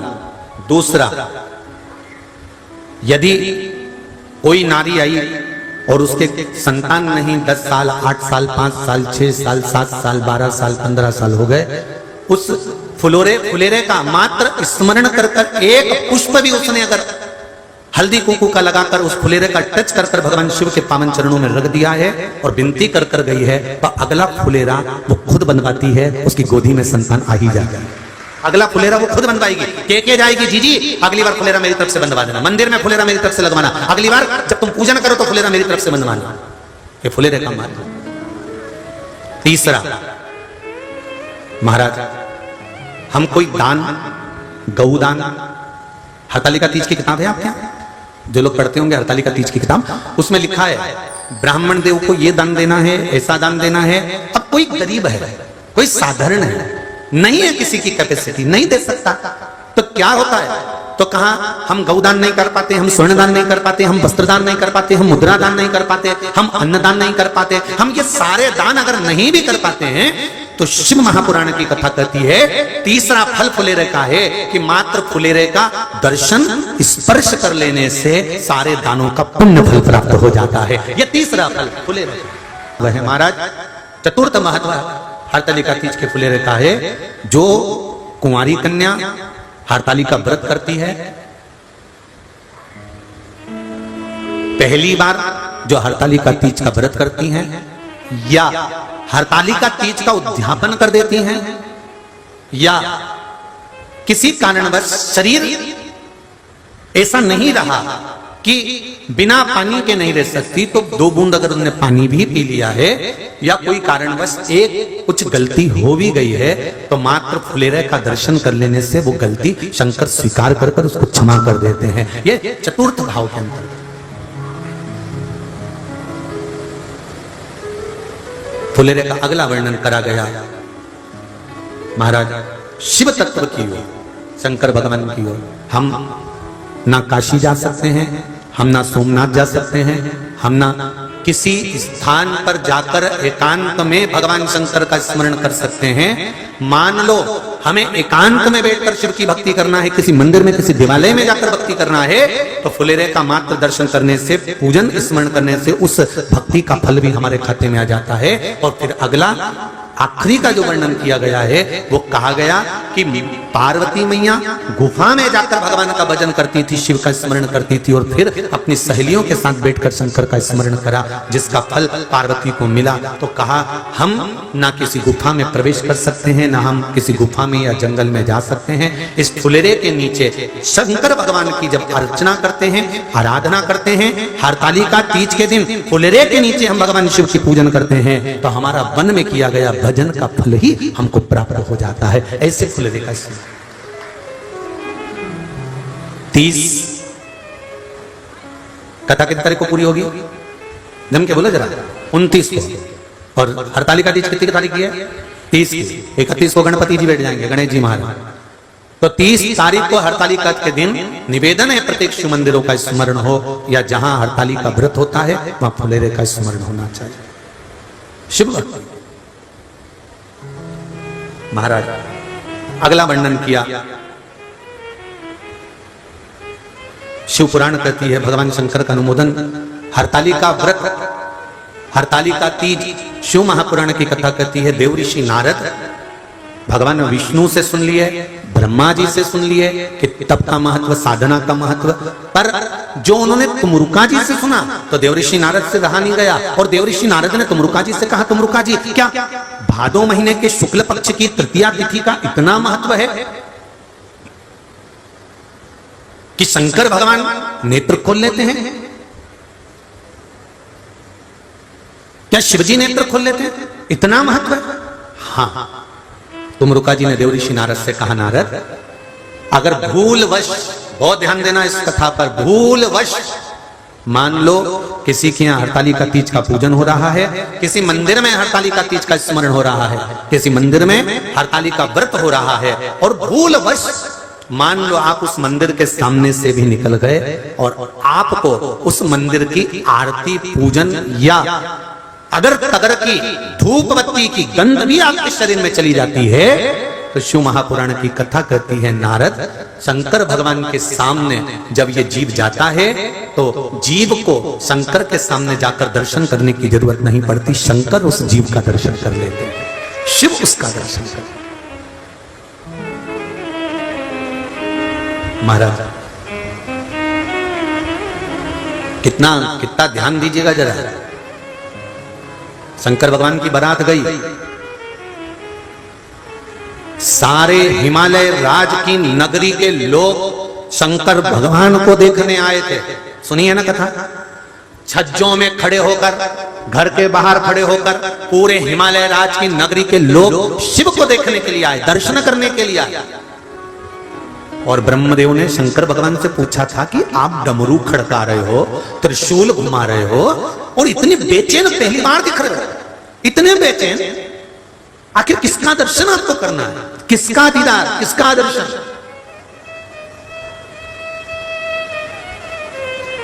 शिव जी कहते हैं जिसने गुफा में बैठकर अपनी सहेली के साथ में भादो शुक्ल पक्ष की तृतीया हरतालिका तीज का व्रत किया था, उस पार्वती को मुझे दर्शन करना है, इसलिए मैं बेचैन हो रहा हूं, उसका दर्शन मात्र करना, उसका मात्र दर्शन करना,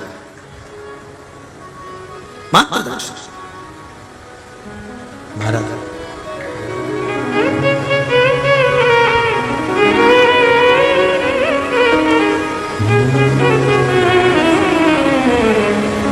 केवल दीदार करने के लिए। हमने पूछा क्यों, कारण क्या? तो कहा ये जो पीठिका है, जो नीचे की पीठिका होती है, ये पीठिका जो है उस पर जो शिवलिंग रखा है, तो ये शंकर भगवान तो शिवलिंग के रूप में है, और जो ये पीठिका है ये भगवान विष्णु के रूप में। पंडित जी बता रहे थे। और वहीं के जो विद्वान ब्राह्मण जन हैं, विद्वान जन पुजारी जी हैं, उन्होंने ये बात बताई, इसलिए हम माताओं को यहाँ जल नहीं चढ़ाने देते, पुरुष जल चढ़ाते। ठीक है, हमने कहा ये आपके यहाँ की रीत होगी। कल शिव महापुराण की कथा कह रही, भगवान शंकर की कथा कह रही कि जो पीठिका है वो माता पार्वती का स्थान है, शिवलिंग शंकर भगवान का स्थान है, जलाधारी जया विषहरा शामली बारी दौतली और देव का स्थान।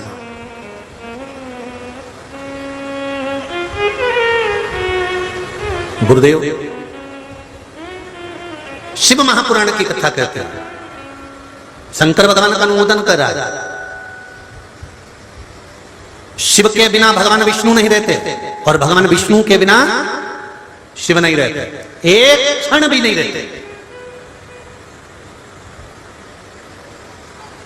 एक पल एक घड़ी भी शंकर भगवान विष्णु के बिना नहीं रहते और भगवान विष्णु शंकर के बिना एक क्षण एक पल एक घड़ी नहीं रहते।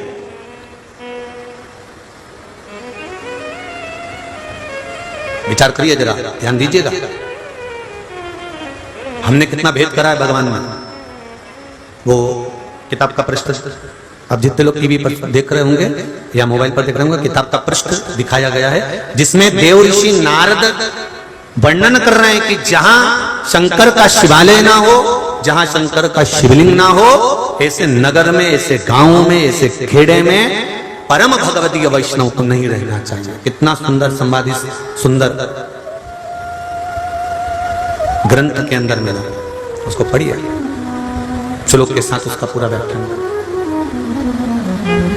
महाराज शिव कथा कह रहे हैं, शंकर का, भगवान शिव भगवान विष्णु के बिना नहीं और भगवान विष्णु भगवान शिव के बिना नहीं। शिव महापुराण की कथा कहती है एक लोटा जल हम जब भगवान शंकर को समर्पित करते हैं तो ये जल केवल शिव को नहीं मिलता, 33 कोटि देवता को ये जल समर्पित हो जाता है। 33 कोटि देवता। अब जरा अच्छे से ध्यान देना, एक एक शास्त्र उठाइए, एक एक पुराण उठाइए। भगवान विष्णु की पूजन करना है अलग से, ब्रह्मा जी की पूजन करना है अलग से, इंद्र देवता की पूजन करना है अलग से, नवग्रह देवता की पूजन करना है अलग से, 16 मातृका की पूजन करना है अलग से, इन देवता की पूजन करना है अलग से। सारे देवताओं के अलग अलग पूजन का प्रमाण है और किसी देवता की पूजन करोगे तो दूसरे देवता को उसका फल नहीं मिलेगा, दूसरे देवता को उसका कोई आनंद नहीं मिलेगा। पर केवल एक शिव महापुराण, स्कंद पुराण, लिंग पुराण, नर्मदा पुराण, पद्म पुराण, कुर्म पुराण वर्णन करती है कि शंकर भगवान को अगर तुमने कोई सामग्री चढ़ाई है तो वो केवल एक शंकर जी को नहीं मिलती, 33 कोटि देवी देवता को प्राप्त हो जाती है। वो केवल एक शिव की नहीं रहती, वो 33 कोटि देव, गला पकड़ा बाबू,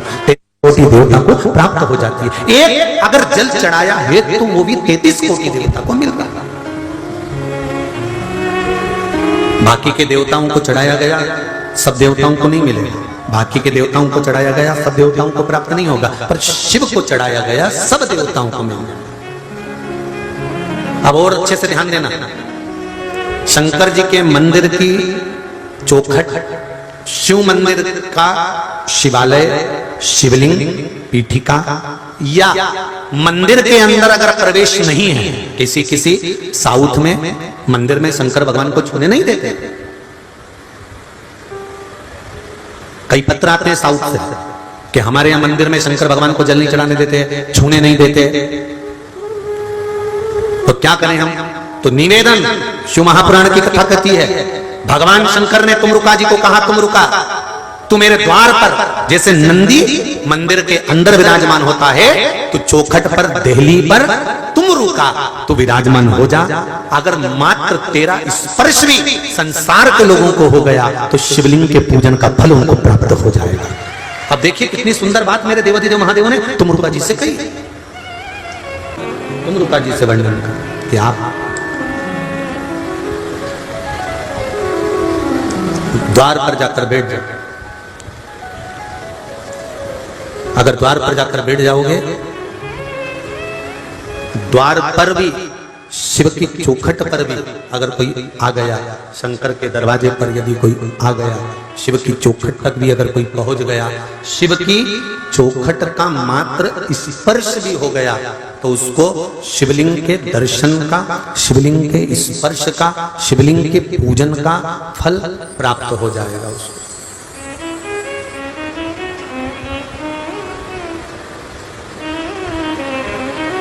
उसको फल मिल जाएगा।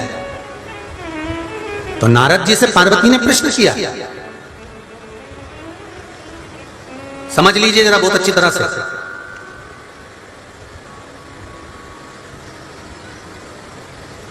नीलम की अंगूठी पहन ली, पुखराज की अंगूठी पहन ली, मोती की अंगूठी पहन ली, इस नक्षत्र की, इस ग्रह की, सारे ग्रहों की अंगूठियां पहनकर विचार करा कि मैंने सारे ग्रह को अपने काबू में कर रखा है, मुट्ठी में रख रखा है।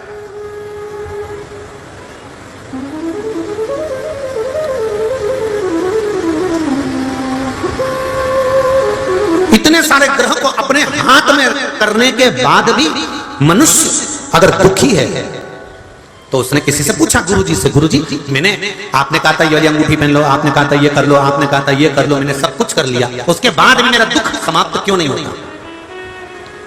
उसके बाद भी मेरी तकलीफ खत्म क्यों नहीं हो रही? उसके बाद भी मेरा दुख जाता क्यों नहीं है? कारण क्या है? तब गुरुजी के भी समझ में नहीं आएगी, पर शिव पुराण कह रही है, तुमने सारे ग्रह को अपनी मुट्ठी में करा, तुमने सारे ग्रह को अपना करने के लिए सब कुछ किया, पर शिव महापुराण की कथा कहती है तुमने अपना कर्म पूरा नहीं किया। कर्म करते रहते और शंकर के चरण पकड़े रहते तो किसी ग्रह को पकड़ने की जरूरत नहीं होती, ग्रह आपके अनुकूल होते चले जाते।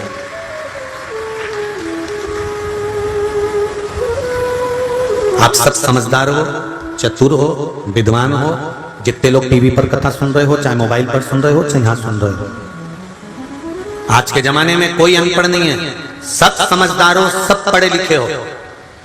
आपको कोई साधारण व्यक्ति, आपको कोई सिंपल सा व्यक्ति बेवकूफ नहीं बना सकता।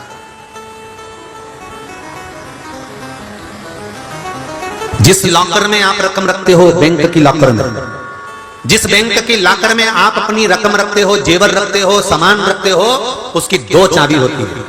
कितनी चाबी है? दो। एक आपके पास है, एक मैनेजर के पास है। बोलो सही है कि गलत है? बोलते जाओ जरा। मैनेजर अपनी चाबी को कितना भी घुमा ले, लॉकर खुलेगा क्या? अच्छी जम के बोलो जरा। नहीं। तुम अपनी चाबी को कितना भी घुमा लो, लॉकर खुलेगा क्या? नहीं। ताला खुल जाएगा। ताला खुलने में फिर देरी कहां लगेगी? तुम अपनी चाबी कितनी भी घुमाते रहो, तुम अपनी चाबी कितनी भी घुमाते रहो, जब तक मैनेजर की चाबी नहीं लगेगी तब तक ताला नहीं खुलेगा।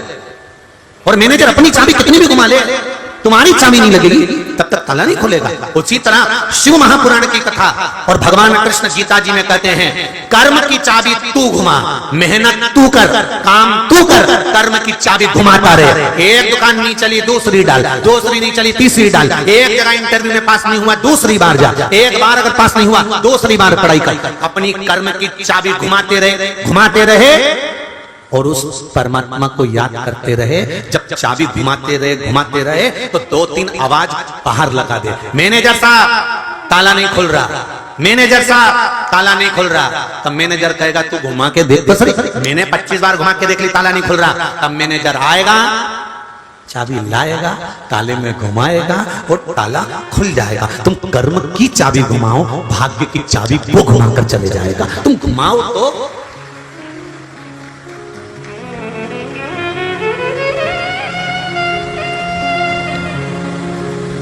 तो कर्म की चाबी घुमाते ही नहीं, पढ़ाई कर नहीं रहे हो, इंटरव्यू दे नहीं रहे हो, कर्म करना नहीं चाहते हो।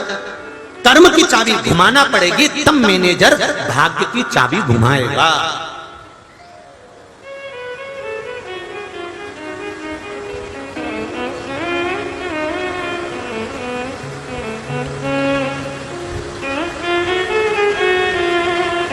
हमारी एक बात लोग कथा में से काटकर बहुत चलाते हैं। किसी और वाले गुरुजी ने बेलपत्री की बीज वाली पत्ती पे शहद लगा के चढ़ाने का बोल दिया और बच्चे पढ़ाई नहीं करें तो क्या पास हो जाएंगे? और उसकी पूरी कथा उन्होंने नहीं दिखाई कि उसके पहले सीहोर वाले गुरुजी ने बोला है कि कर्म करना, कर्म करते रहना, जब कर्म कर कर थक जाओ तब उस देवाधिदेव महादेव पर एक बेलपत्र चढ़ाकर फिर जाना। उसको लोग पूरा नहीं दिखाते, उनको तो बस चाहिए कि महाराज ने बोला है उसको काट छाट कर थोड़ा ना थोड़ा ऐसा दिखा तो उसका स्मरण रहे। पर फिर भी शिव कथा कर रही है, आप कर्म की चाबी को घुमाओ, भाग्य की चाबी मेरा महादेव घुमाएगा। पार्वती जी ने प्रश्न किया देवऋषि नारद से और कहा, क्या मैंने इतने समय से हरतालिका तीज का व्रत नहीं किया था? तूने व्रत करा क्या? नहीं, व्रत तो नहीं करा, पर तब तो करा, साधना तो करी, भूखी तो रही, पानी भी नहीं पिया, मैंने पत्ता भी नहीं खाया बेलपत्री का, मैंने कोई फल भी नहीं खाया, मैं भूखी रही, प्यासी रही, रात रात दिन दिन जागती रही, तो क्या मुझे हरतालिका तीज का फल प्राप्त नहीं होगा?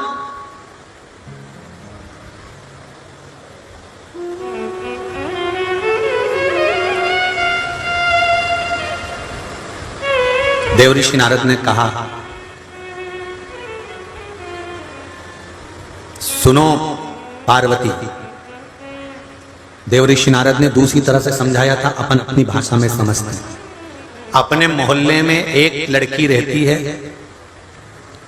समाज की है, अपने घूमती, गाड़ी चलाती, पढ़ती लिखती, सब आती जाती भी है, आपका बेटी जैसा व्यवहार भी है उससे, पर अभी तक उस लड़की से मिलना जुलना हुआ, सब बातचीत हुई, वो बात अलग थी।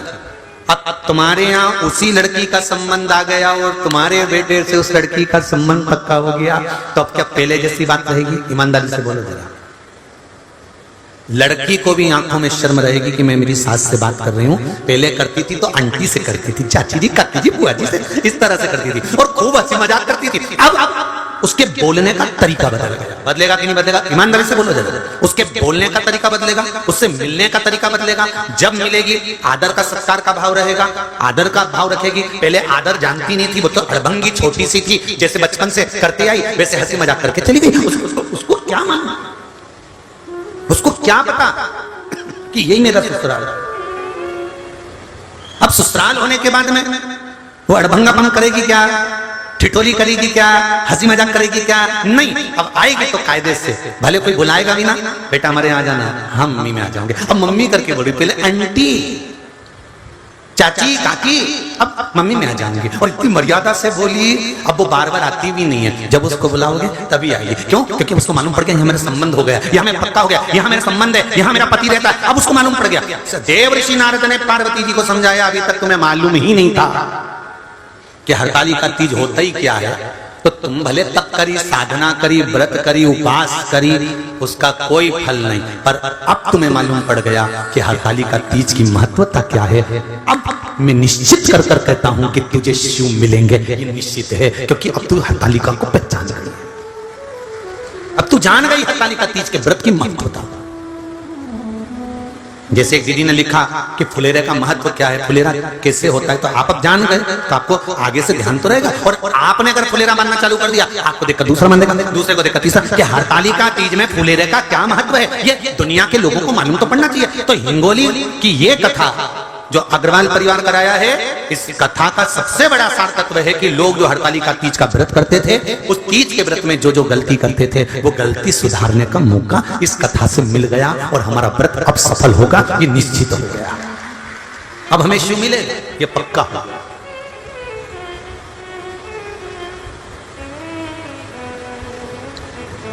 अब मिल सकता, अब वो किसी भी रूप में, तेरे डमरू की धुन सुन के मैं काशी आई हूँ, मेरे बोले।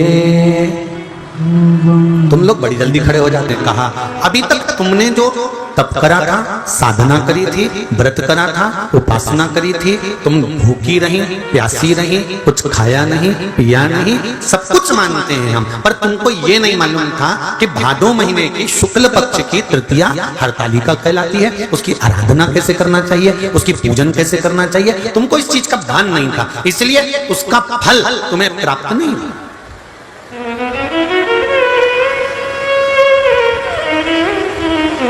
और समझ लो जी बहुत अच्छे से, सांप डस कर चले गया और कोई ने कह दिया चूहा काट गया था, तुम्हें मालूम ही नहीं कि सांप डस के गया, चूहा काट गया, तुमको ये भान है कि चूहे ने काटा, तो तुमको कोई टेंशन नहीं, आओ ठीक हो जाएगा, मैं डॉक्टर को दिखा दूंगा, बढ़िया। और किसी ने कह दिया सांप डस गया, तो अटैक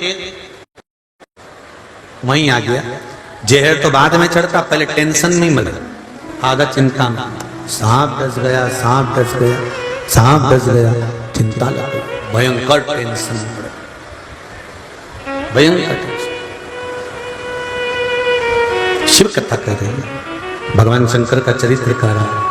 पार्वती जी, देवऋषि नारद कह रहे हैं, माता पार्वती आप एक काम करो, अब जो तुमको बताया गया है तुम रुका जी से पूछकर जैसे बता रहे हैं वैसा क्रम प्रारंभ करो।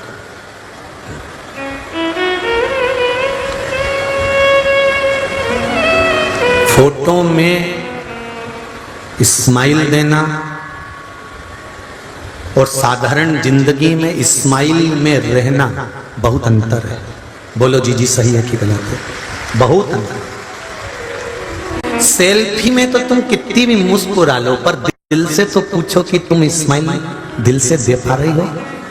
घर में खुश हो, परिवार में सुखी हो, परिवार में कोई दुख तो नहीं है? अगर जब व्यक्ति दिल से खुश होता है ना, तो उसको कोई श्रृंगार की जरूरत ही नहीं पड़ती, वो अपने आप सुंदर नजर आता है, अपने आप। उसको सुंदरता की जरूरत नहीं है, वो अपने आप सुंदर। और एक निवेदन आप सबसे है, फोटो में स्माइल में रहो चाहे मत रहो, पर अपने वर्तमान जीवन में स्माइल में रहना प्रारंभ कर दो, जिंदगी सवर जाए।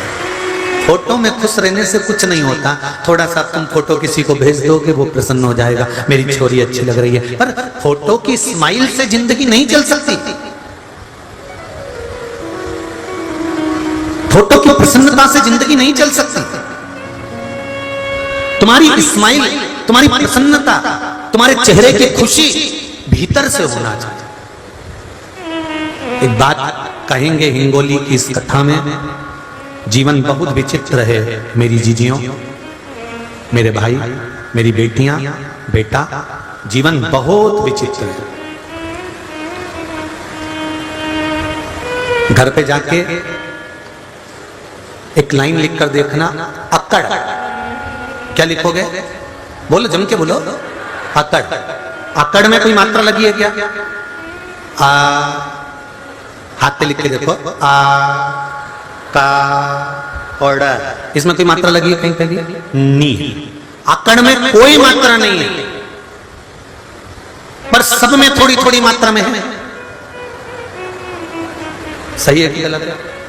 उसमें एक मात्रा नहीं लगी कि इसमें अक्कड़ में कोई मात्रा हो, आ का अड़, इसमें कोई मात्रा लगी दिखे तो बताना कि कोई ने अक्कड़ में मात्रा लगाई हो, क्योंकि इसमें मात्रा लगाने की जरूरत ही नहीं है।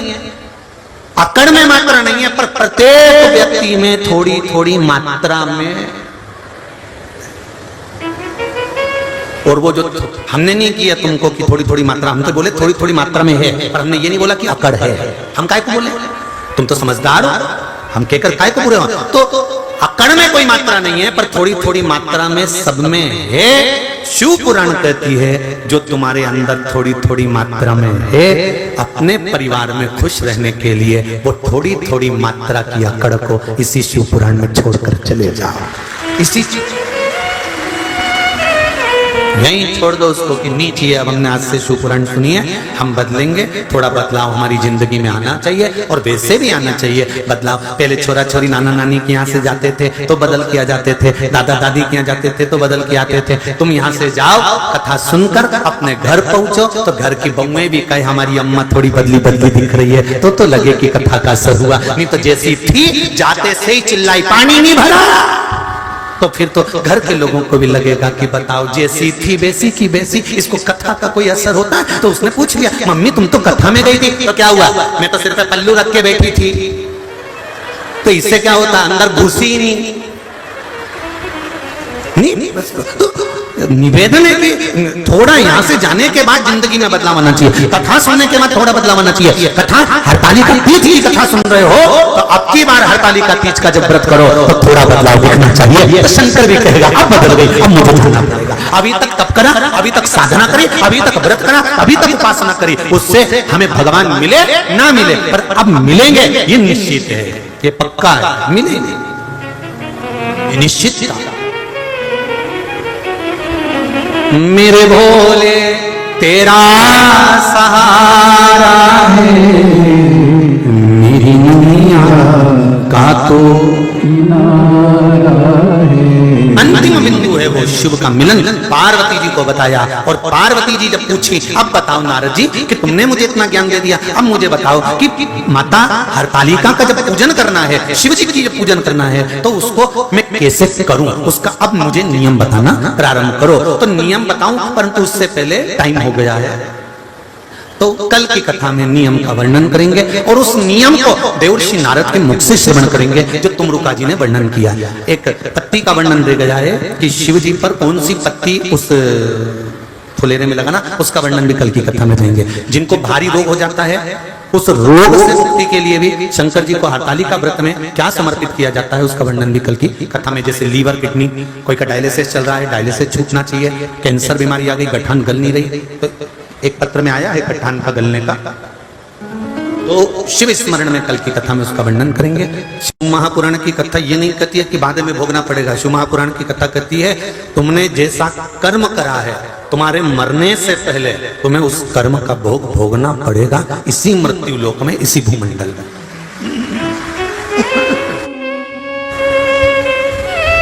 इसी भूमंडल में, इसी मृत्यु लोक में तुमको भोगना पड़ेगा। ये बंद है।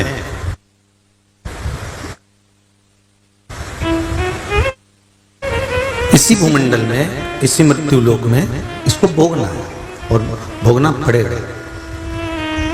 और मृत्यु लोक में, इस भूमंडल में हम आए हैं तो अपने कर्म का भोग भोगने के लिए आए। इस भूमंडल में यदि हम आए हैं तो अपने भोग को भोगने के लिए। इसलिए पहले भी कथा में कहा, मत बुरे कर्म कर बंदे। कर्म, हमारे किए गए सारे कर्म हमारे सामने प्रकट हो जाना है, हमारे सम्मुख में आ जाना है। अब वो तुमने अच्छे किए तो अच्छा तुम्हारे सामने आएगा, बुरा किया तो बुरा तुम्हारे सामने आएगा, सम्मुख में आएगा जरूर, ये निश्चित है। अच्छा, एक प्रैक्टिकल कर देखिएगा, छोटा सा प्रैक्टिकल है, बहुत ध्यान दीजिएगा। महाराज आपसे पहले भी कहा है, आज फिर कह रहे हैं, बूढ़ी बूढ़ी माताओं से भी निवेदन है, बहू कितनी भी अच्छी हो, बेटा कितना भी अच्छा हो, परिवार कितना भी अच्छा हो, कुटुंब कितना भी अच्छा हो, पर आपको आपके परिवार के साथ में सेवा का भाव रखकर उसके साथ, अगर बहू रसोई घर में काम कर रही है, आपका शरीर अगर अच्छा है, चलता फिरता है, तो कम से कम 15 मिनट बहू के साथ रसोई घर में दीजिए। आपका शरीर अच्छा है, आधा घंटा आप दुकान पर दीजिए। शरीर को जाम कर कर घर में नहीं पटकना। शरीर जाम कब होता है? आप कमरे में आराम से टीवी देख रहे हो, दूध वाला आया, बेल बजाई, जा रे जा दूध लिया, झाड़ू वाला आया, झाड़ू लगा गया, पोछे वाला आया, पोछा लगा गया, काम वाला आया, काम कर कर चले गया, शरीर जाम हो गया। आप स्वयं थोड़ा थोड़ा कर्म करिए। घर में अगर बहू काम कर रही है रसोई घर में, सास का फर्ज है थोड़ी देर जाए, वहां अपना बुढ़ापा सुधारना है हमको। हमको ये नहीं कि बहू बहुत अच्छी है, अपनी जगह पर है, और बहू तो बहू होती है, गलत नहीं है। स्वयं को सवार। और एक बात और कहेंगे, मेरा निवेदन है बूढ़ी बूढ़ी माताओं से, बुजुर्ग लोगों से भी, अपने बुढ़ापे के लिए थोड़ा सा संजोग कर रखना। समझ गए कि नहीं समझे?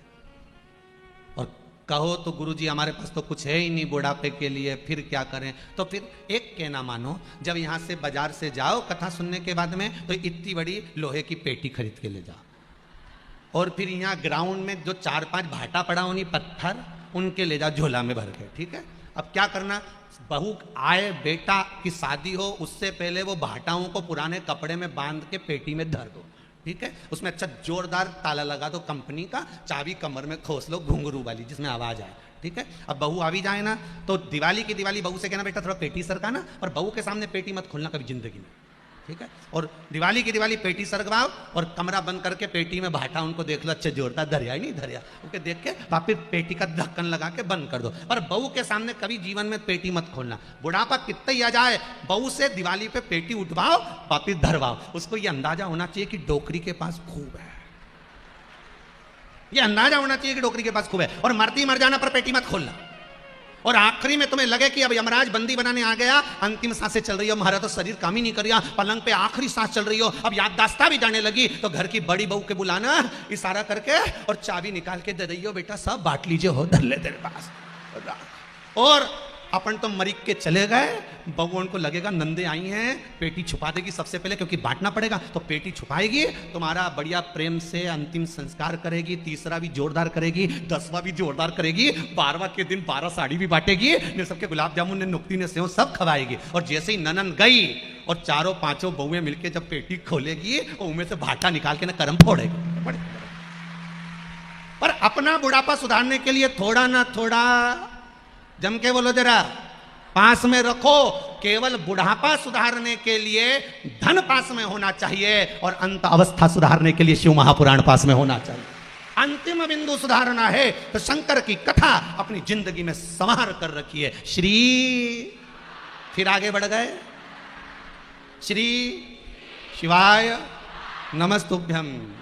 थोड़ा सा बुढ़ापा सुधारने के लिए धन पास में होना चाहिए और अंत अवस्था सुधारने के लिए श्री शिवाय नमस्तुभ्यम होना चाहिए। शंकर का मंत्र हमारे जीवन में हो तो हमारा अवस्था सवर जाए। रखो, रावण ने नहीं दिया और अंत में रावण भगवान शिव से प्रार्थना करने लगा, मुझे आत्मलिंग चाहिए। शिव जी नहीं माने, रावण नहीं माना, तब शंकर भगवान ने पार्वती से कहा, पार्वती कुछ भी करना पड़ेगा पर आत्मलिंग तो नहीं दे सकता। पार्वती जी बोली, अब ये भी तो जिद पे अड़ा है, आत्मलिंग तो देना पड़ेगा।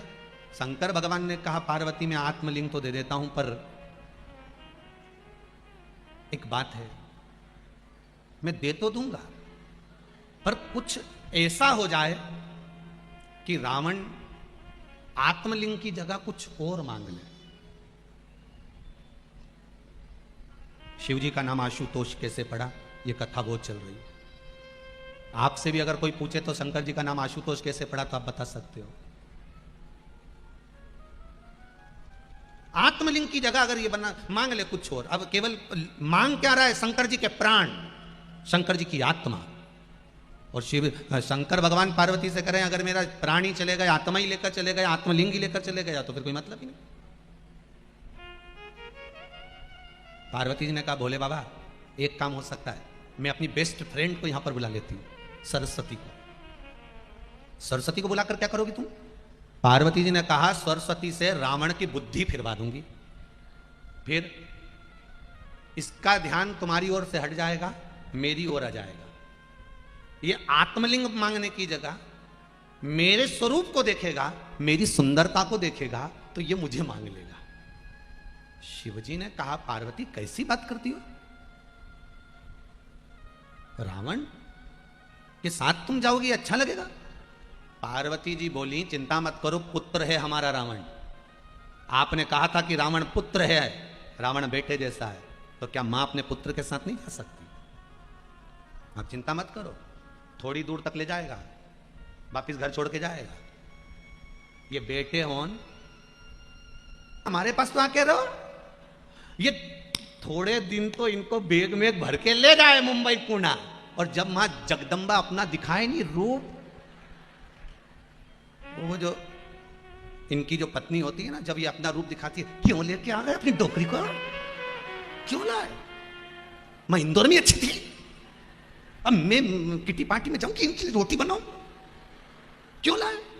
अब बेचारा रोज के जैसे वो घर के अंदर वे घंटी नहीं रहे, वो सुबह आरती में बजे, ये बेचारा बापड़ा रोज रात के बजे। रोज क्यों लेके आए, क्यों लेके आए? अब तो चिंता मत कर, मैं मेरे भाई को फोन कर देता हूँ। और उसने भाई को फोन करा, सुन मम्मी को घर की याद आ रही है इंदौर की। अच्छा हाँ, क्यों? वो अहिल्या शिव महापुराण की कथा चल रही ना, सियोर वाला महाराज की, तो वो कह रही कि उनके इंदौर ले जाओ। तो अच्छा ठीक है, अब बेचारी के वापिस। तो पार्वती जी भी यही बोली, मैं अपनी बेस्ट फ्रेंड को बुलाती हूँ, वो बुद्धि पलटेगी रावण की, रावण की बुद्धि पलटी, और रावण का विवेक अगर बदल गया, रावण मुझे मांगेगा, तो बेटा है ना ये, माँ को लेकर तो जा, और जो लेकर जा, माता पिता के साथ बच्चे बहू आज के समय में रह लें इस कली काल में, यही सबसे बड़ी भगवान की कृपा समझिएगा साहब, सबसे बड़ी कृपा। फिर निवेदन करूंगा, जिस घर में माँ बाप की इज्जत नहीं होती, उस घर में देखना कभी बरकत नहीं होती। जहां माता पिता का सम्मान होता है वहां बरकत होती है।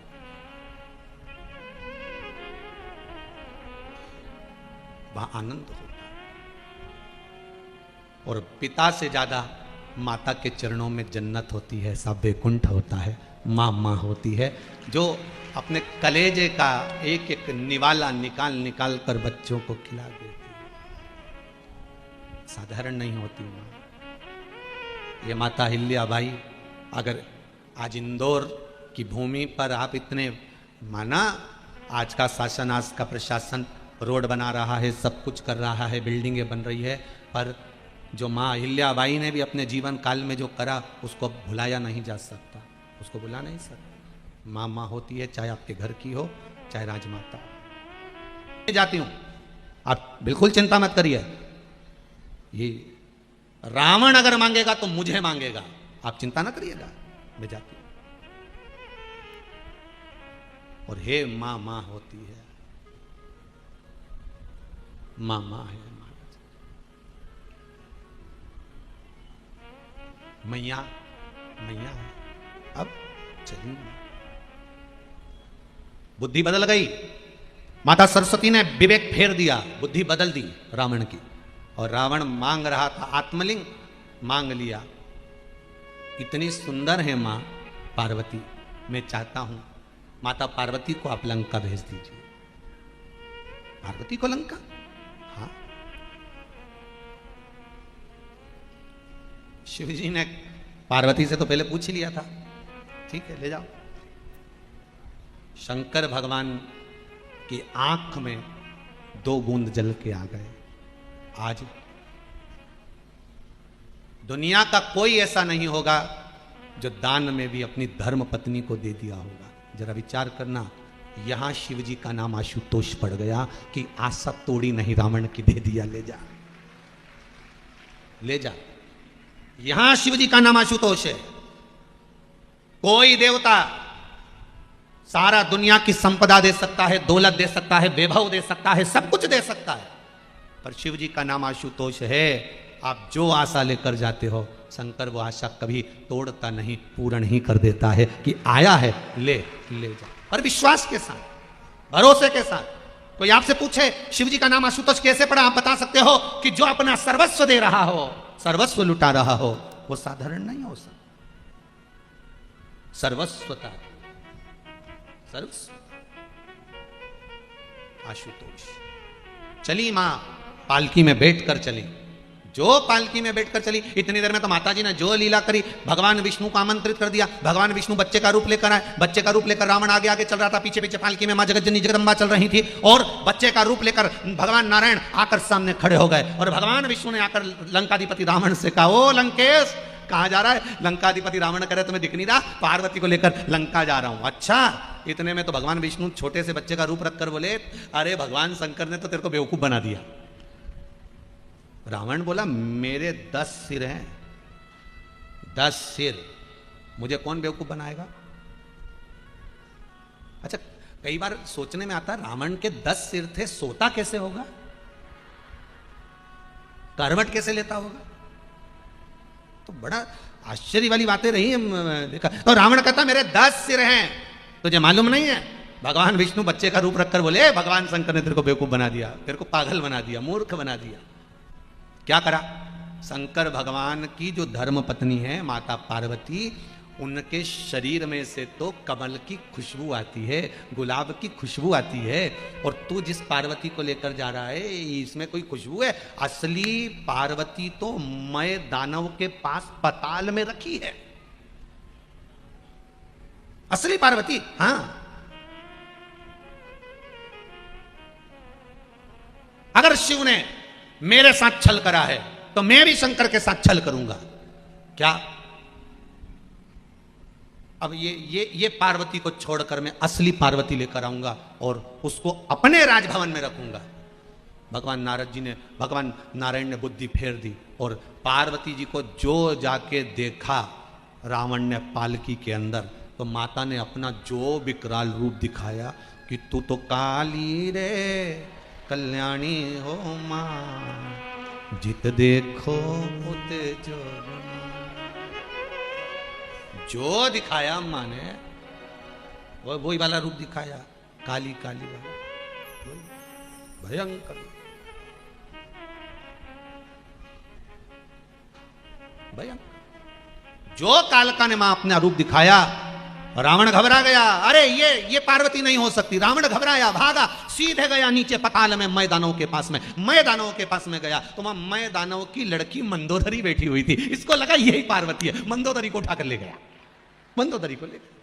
अब उसको राजभवन में रखा तो मैं दानव ने जाकर कहा भैया हमारी बेटी तुम ले आयो, तो क्या हाँ वो पार्वती है। इतने में मैं दानव बोले वो पार्वती नहीं है, मंदोदरी है। तब रावण को लगा कि वो पहली वाली असली थी, ये फिर गड़बड़ हो गई। वो लोगों की बहुत आदत है महाराज, छाटबीन करने की बहुत बहुत आदत है महाराज। मम्मी ये लड़का अच्छा नहीं है, ये के बाल आगे से इधर से उड़ गए, मम्मी ये ठीक नहीं है, मम्मी ये ऐसा है, मम्मी वो वैसा है, मम्मी ये ऐसा है। छाटते छाटते छाटते छाटते मालूम पड़े 27 साल की हो गई। अब मन में अब शादी करना है तो अब छाटते छाटते और मालूम पड़े अभी भी उसके लायक नहीं मिला। अब लायक नहीं मिला, पक्का नालायक मिलेगा, ढूंढते रहो। अरे भाई देखो, फिर निवेदन है आप सबसे, लड़की के लिए वर देखो, लड़का देखो, उसका परिवार देखो, मना नहीं है, पर सबसे मुख्य चीज देखना कि लड़का कमाऊ हो, दूसरा लड़का कोई गलत व्यसन में ना हो, तीसरा लड़का धर्म से जुड़ा हुआ हो, भगवान की भक्ति से जुड़ा हुआ। क्योंकि मन में जिसके भक्ति होती है वो अपनी बेटी को भी दुखी नहीं रख सकता। मालूम पड़े तुमने तो अच्छा देख देख के दे दिया, टिप टाप देख के। वो कोई पूछे देखो, अच्छा देखो मना नहीं है, खूब अच्छा देखो मना नहीं है, पर यह मत सोचना कि बहुत संपदावान होना चाहिए, बहुत धनपति होना चाहिए, बहुत करोड़पति होना चाहिए। पैसा आज है कल नहीं होगा, परंतु लड़के में वो प्रबलता होना चाहिए, लड़के में वो बल होना चाहिए, भगवान के प्रति विश्वास भाव और उसके कर्म के प्रति उसका रुझान होना चाहिए। घर में बैठा रहे ऐसा छोरा नहीं चाहिए, कर्म प्रधान हो उसके जीवन। क्योंकि भगवान गीता में भी कहते हैं तू कर्म करे जा, फल की इच्छा मत रख, कर्म करे जो, बस उसको अग्रण्य कर दीजिए। मेहनत करेगा, 2 रोटी तो खिलाएगा।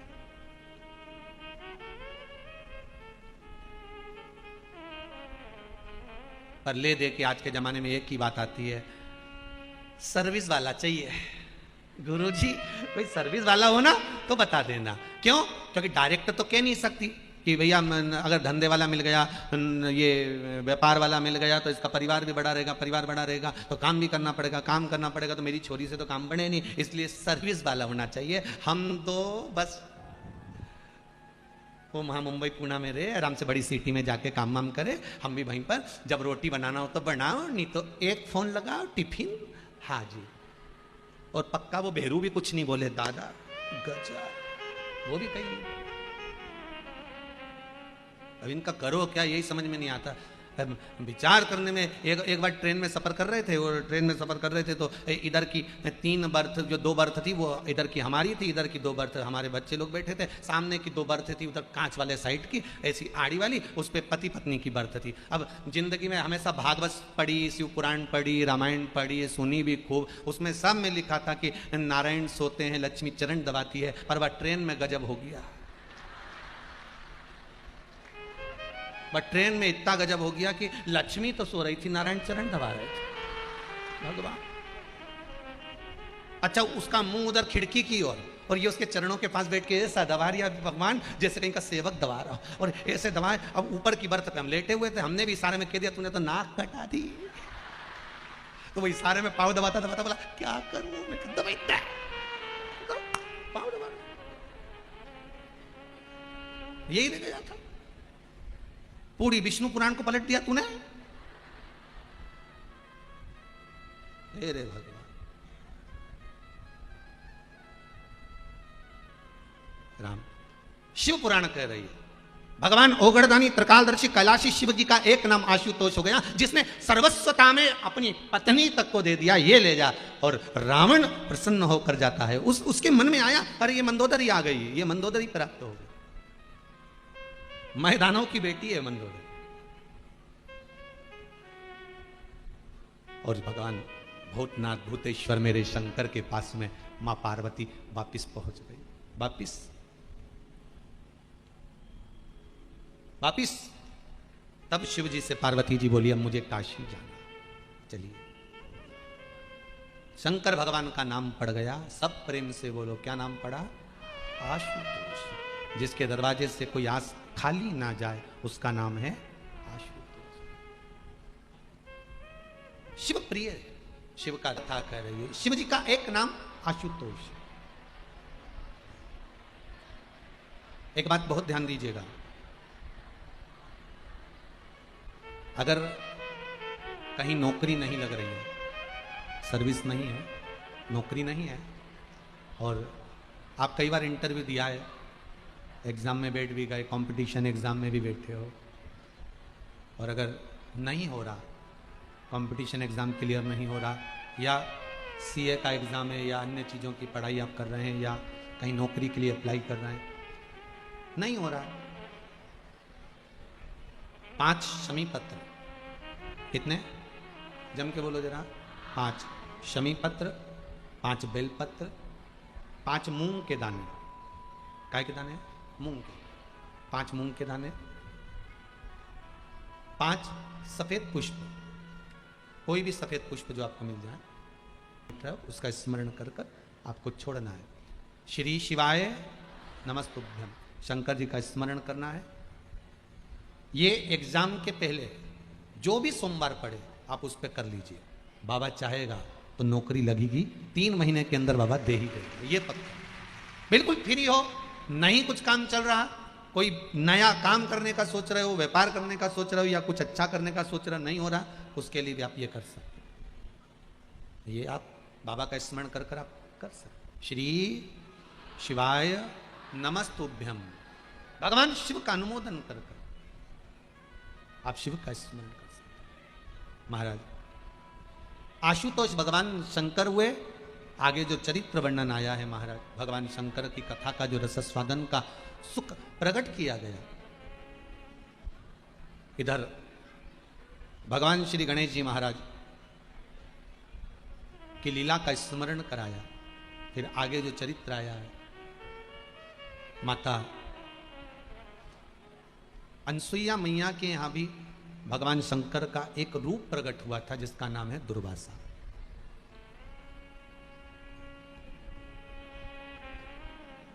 जिस समय पर माता अनसुईया के दरवाजे पर 3 देवता भिक्षा मांगने गए थे, आपने कथा सुनी होगी, मां अनसुईया के द्वार पर भिक्षा मांगने के लिए देव ऋषि नारद, श्री देव ऋषि नारद एक बार माता लक्ष्मी के दरवाजे पर पहुंच गए थे, और माता लक्ष्मी के दरवाजे पर देव ऋषि नारद ने जाकर अलग जगाकर आवाज लगाकर कहा, मैया बड़ी भूख लगी है, कुछ होए तो लाकर दो। माता लक्ष्मी अंदर गई और मोतीचूर का 4 लड्डू लाकर नारद जी को दिया। नारद जी ने जैसे ही लड्डू लिया, लड्डू खाते से नारद जी के मुख से निकल गया, मैया लड्डू तो अनसुईया जी के घर के थे, क्या जोरदार बने थे मैया, वर्णन नहीं कर सकता। अब देखो, पत्नी ने अगर कुछ बनाया है, माता ने कुछ बनाया है, और आप अगर बाजार में से खाकर आए हो तो आपको घर का भोजन अच्छा लगेगा क्या? नहीं लगेगा। अब नारद जी ने जैसे ही कहा, भोजन लड्डू तो अनसुईया जी के घर का था, क्या लड्डू था, इतने में तो तुरंत माता लक्ष्मी को बड़ा बुरा लगा। लक्ष्मी जी ने पूछ लिया, कौन अनसुईया? नारद जी ने कहा, वो अनसुईया जो पतिव्रता धर्म का पालन करती है, पति को परमेश्वर मानती है, पति के चरणों का स्मरण करती है, पति के चरणों को नमन करती है, वो माता अनसुईया। लक्ष्मी जी ने कहा, उसका सात्वित्व क्या हमारे सात्वित्व से बड़ा है? हाँ। देव ऋषि नारद ने जैसे ही हाँ कहा, लक्ष्मी जी को क्रोध आ गया।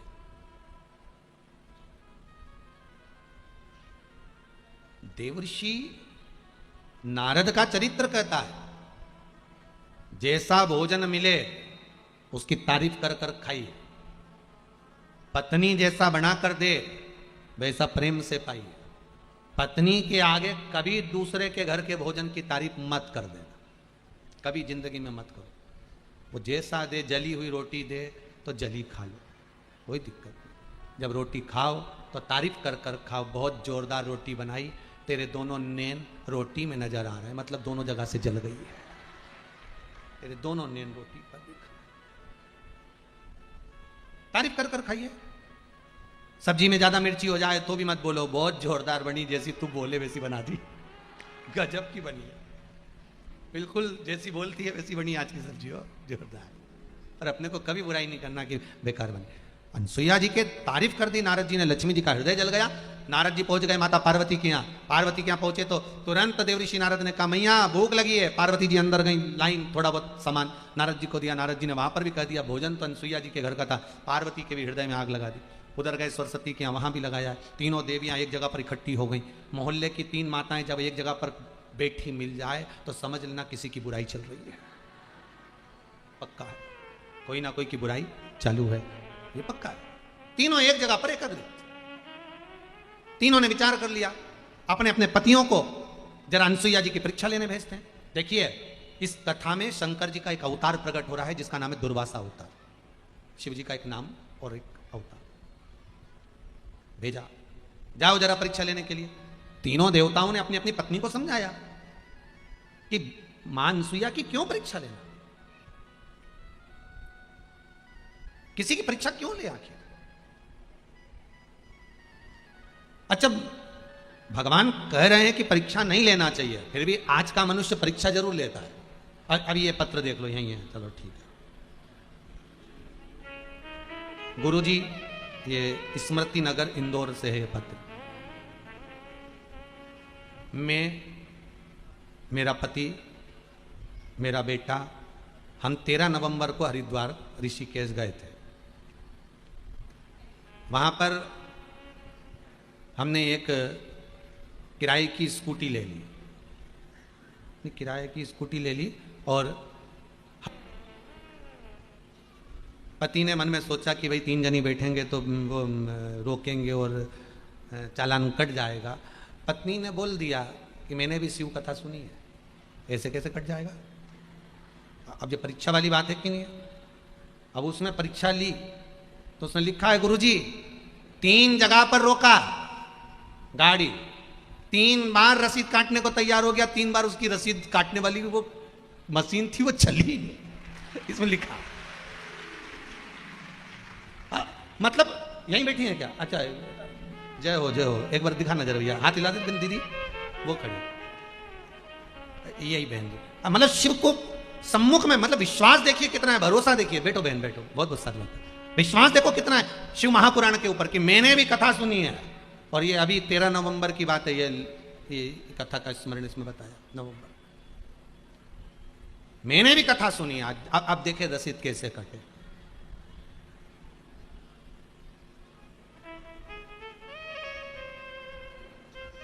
शिव की कृपा है। फिर निवेदन करूंगा, विश्वास बड़ी बहुत बड़ी चीज होती है, भरोसा। और एक बात और कहूंगा इस व्यासपीठ से कि किसी का भरोसा तोड़ना भी मत। जिंदगी में कोई ने अगर आप पर पूर्ण विश्वास करा है, भरोसा करा है, पूर्ण विश्वास किसी ने आपके ऊपर किया है तो उसका विश्वास टूटेगा, ये भी ध्यान रखें।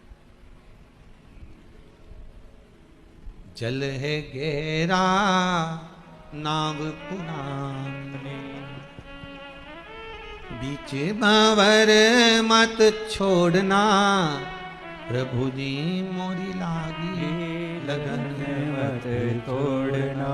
अब विश्वास कोई अगर आप पर कर रहा है, पूर्ण विश्वास कर रहा है, पूर्ण भरोसा कर रहा है, निवेदन है, उसको तोड़ना है, मत तोड़। खेती बुआई मैंने तेरे नाम की, शंभो शंकर मेरे ओघड़दानी, कथा कराई मैंने तेरे नाम की, मेरे भरोसे मत छोड़ना। देखिए भगवान पर अगर विश्वास है, भरोसा है, भाव है तो भगवान उसको संभाल लेता है। विश्वास अगर पक्का है। पंडित श्री रमेश मेंदोला जी मित्र मंडली कथा करा रही है, आप सब देखते भी होंगे कि मेंदोला जी पूजन के समय पर भी नहीं आ पाते। उसका कारण है अन्य व्यवस्थाएं भी देखना पड़ती। मित्र मंडली है और एक चीज हमने यहाँ पर देखी है, वो इस व्यासपीठ से हम कहने में पीछे नहीं हटेंगे। एक अगर कहीं का विधायक हो या कहीं का पद अधिकारी होता है तो उसको पद का अहंकार होता है।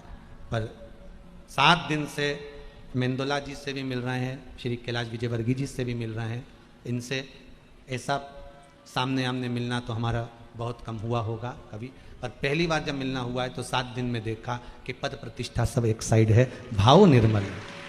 मतलब कराना है भगवान की कथा, भाव से कराना है, प्रेम से। मेरे को मालूम पड़ा कि गुरुजी बीच बीच में यही मेंदोला मित्र मंडली बच्चा बच्चियों का ब्याह भी कराते हैं, गरीब बच्चा बच्चियों का विवाह का भी क्रम होता है। ऐसी सूचना मिली मेरे को, कहा गुरुजी इतना जोरदार विवाह होता है, वो दुर्गेश खंडेलवाल मुझे बता रहा था, कहा गुरुदेव इतना जोरदार ब्याह होता है कि गरीब बच्चियों का जब ब्याह होता है तो पूरी सामग्री उनको दी जाती है, जैसा कन्या को विदा करते हैं एक बाप, ऐसी विदाई दादा करते हैं, करने लगे। तो मैंने कहा यही भाव से, इसको निर्मलता का भाव करो, भाव की शुद्धता। निर्मल मन सो मोहि पावा, मोहि छल छिद्र कपट ना भावा। आप निर्मल भाव लेकर आए हो। आज जितने लोग रोड पर खड़े हैं तो ये केवल एक निर्मल भाव लेकर पहुंचे। आज गाड़ियों के ऊपर चढ़े हुए हैं, यहाँ चढ़े वहां चढ़े, अच्छा है किसी पे नहीं चढ़े, बाकी के तो जहां भाव निर्मल है तुम्हारा, निर्मल मन से। और एक बात फिर कहूंगा, जितने निर्मल मन और विश्वास को लेकर आप आए हो ना, आज कथा का 6ठा दिवस है। हमारे यहाँ कहते हैं 7 भावर होती है लड़का लड़की की, उसमें जो 6ठी भावर होती है ना, ये उलट पटे की भावर होती है। कौन सी भावर है? उलट पटे की। मतलब अभी तक लड़की लड़के सीधे हाथ पर बैठती थी, अब ये 6ठी भावर होने के बाद कहां बैठेगी? उल्टे हाथ पे, बाम भांग पर विराजमान। ये उलट पटे की भावर है। और ये विश्वास रखकर कहता हूं कि 6ठे दिन की कथा जिसने सुनी है, आपकी भी उलट पटा, मतलब अभी तक ये बुद्धि भले काम कर रही थी, नहीं कर रही थी, गलत काम हो रहा था, सही, जो भी बेकार हो रहा होगा, ये विश्वास है इस 6ठे दिन की कथा सुनने के बाद आपकी भी विवेक बुद्धि सही जगह लगेगी, शिव कृपा करेंगे, अच्छी जगह लेगी इस मन को, इस भाव को। कितना विश्वास, कितना भरोसा लाए हो साहब आप लोग, कितनी दूर दूर से चल के। अब वो ऑटो वाले, रिक्शे वाले, गाड़ी वाले सब इतना इतना धन्यवाद दे रहा है, इतना इतना जोरदार धन्यवाद दे रहा है। गुरुदेव बड़ी कृपा करी, बड़ी करुणा करी, इतनी जोरदार जोरदार माताएं कथा में आती है और 10 की जगह जल्दी जाने के चक्कर में 20 दे जाती, पर जल्दी पहुंचा दे, जल्दी पहुंचा दे कहती। तो ये भला नहीं तो क्या है? परीक्षा ना लीजिए, भगवान से प्रार्थना करिए, भगवान से कहो, जैसे वो दीदी ने कहा कि अगर मेरा विश्वास पक्का है, मैंने शिव महापुराण की कथा सुनी है तो पक्का है 3 जाएंगे नीलकंठ तक, बीच में कोई रुकावट नहीं आएगी। आप भगवान के लिए निकलो तो सही, बीच में कोई रुकावट नहीं आएगी। अच्छा काम करने के लिए आगे बढ़ो तो सही, कोई रुकावट नहीं आएगी। करना कुछ नहीं चाहते। आज के जमाने में लोगों की सबसे बड़ी प्रॉब्लम यही है, वो करना कुछ नहीं चाहते। ऐसा कहीं का महाराज मिल जाए, चुटकी बजाए और नीचे से हंडा निकाल दे, बस वो और निकल के धड़ से और कह दिया ले जा, सारे सोने के हंडे तेरे ही है, जा। ऐसा महाराज हमें नहीं मिल रहा कहीं का कि एक बार में हंडा निकाल के दे दे तो हम एक बार में कुबेरेश्वर धाम बना के तैयार करके छोड़ दें, यदि कथा ही नहीं करना पड़े। पर नहीं, सबको लगा है कहीं का ऐसा मिल जाए जो सोने का हंडा दे दे। निवेदन है हाथ जोड़कर, ऐसे को ढूंढने का प्रयास मत करना, अपने कर्म को प्रधान मानकर चलना, मेहनत करना, उसके भरोसे पर करना। विश्वास रखकर एक चाय का ठेला भी लगाओगे, मूंगफली की दुकान भी लगाओगे और उसके भरोसे पर लगाओगे तो एक दिन अंबानी की जगह तुम भी पहुंच जाओगे। कर्म प्रधान मानकर कर्म करिए। अगर कर्म नहीं करोगे तो उसका कोई फल नहीं है। आप कर्म करिए, करना पड़ेगा, कर्म प्रधान है, कर्म करो, घबराना नहीं, छोटे मोटे काम से डरना नहीं। ये छोटा सा काम है, हम काय को करें, हम काय को करें, होता है।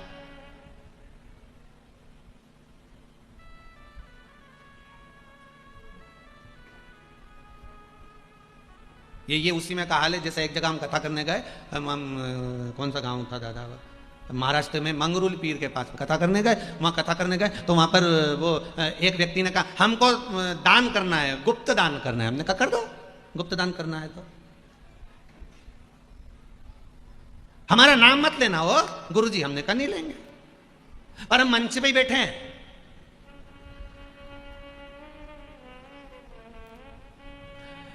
सीढ़ी पे से तीसरे नंबर पे हम बैठे होंगे, बस इतना जरूर बोल सकते हो आप कि तीसरे नंबर पे बैठे हैं और गुप्त दान है। अब वो गुप्त दान दे रहे हैं और नाम नहीं लेना, पर ये बोलना है कि वो सीढ़ी से तीसरे नंबर पे जो बैठे हैं वो गुप्त दान दे रहे हैं। अब उन्होंने बुलवा तो दिया, अब वो बेचारे जो संस्था कथा करा रही थी वो बेचारी उनके पास में गई, उनसे कहा भैया आपने बोला था दान देने का, अब दो। तो उन्होंने चेक दे दिया और चेक देने के बाद वो बैंक में लेकर गए। बैंक में लेकर गए तो बैंक वाले बोले पागल हो गए हो, चेक तो भरा है पर सिग्नेचर तो है ही नहीं, साइन तो है ही नहीं। पूरी संस्था वाले वापस उसके पास में गए, भैया इसमें साइन तो कर दो। तो क्या हमने पहले बोला था गुप्त दान देंगे, हम काहे को अपना नाम लिखे, उसने चेक पे भी नहीं लिखा, हमने तो गुप्त दान दिया। अब शिव कथा कह रही है, शंकर की कथा कह रही है, भगवान शिव की कथा कह रही है, परीक्षा मत लीजिए, परीक्षा लेने जाने की जरूरत नहीं। मेरे शंकर की परीक्षा मत लो, आप तो शिव के पास जाओ, शंकर से जाकर निवेदन करो, ओघड़दानी से जाकर प्रार्थना करो, एक विनती मेरे शिव के द्वार पर जाकर कह दो, एक शंकर के दरवाजे पर जाकर एक निवेदन कर दो, परीक्षा लेने की जरूरत नहीं पड़ेगी, मेरा शंभू तुम्हारे सामने खड़ा मिल जाएगा, परीक्षा की जरूरत नहीं। भिक्षाम देही। अनसुईया जी अंदर गई, बाहर आई, क्या चाहिए बाबा? बाबा कहते भिक्षा चाहिए। ठीक है ये लो। नहीं मां, नग्न अवस्था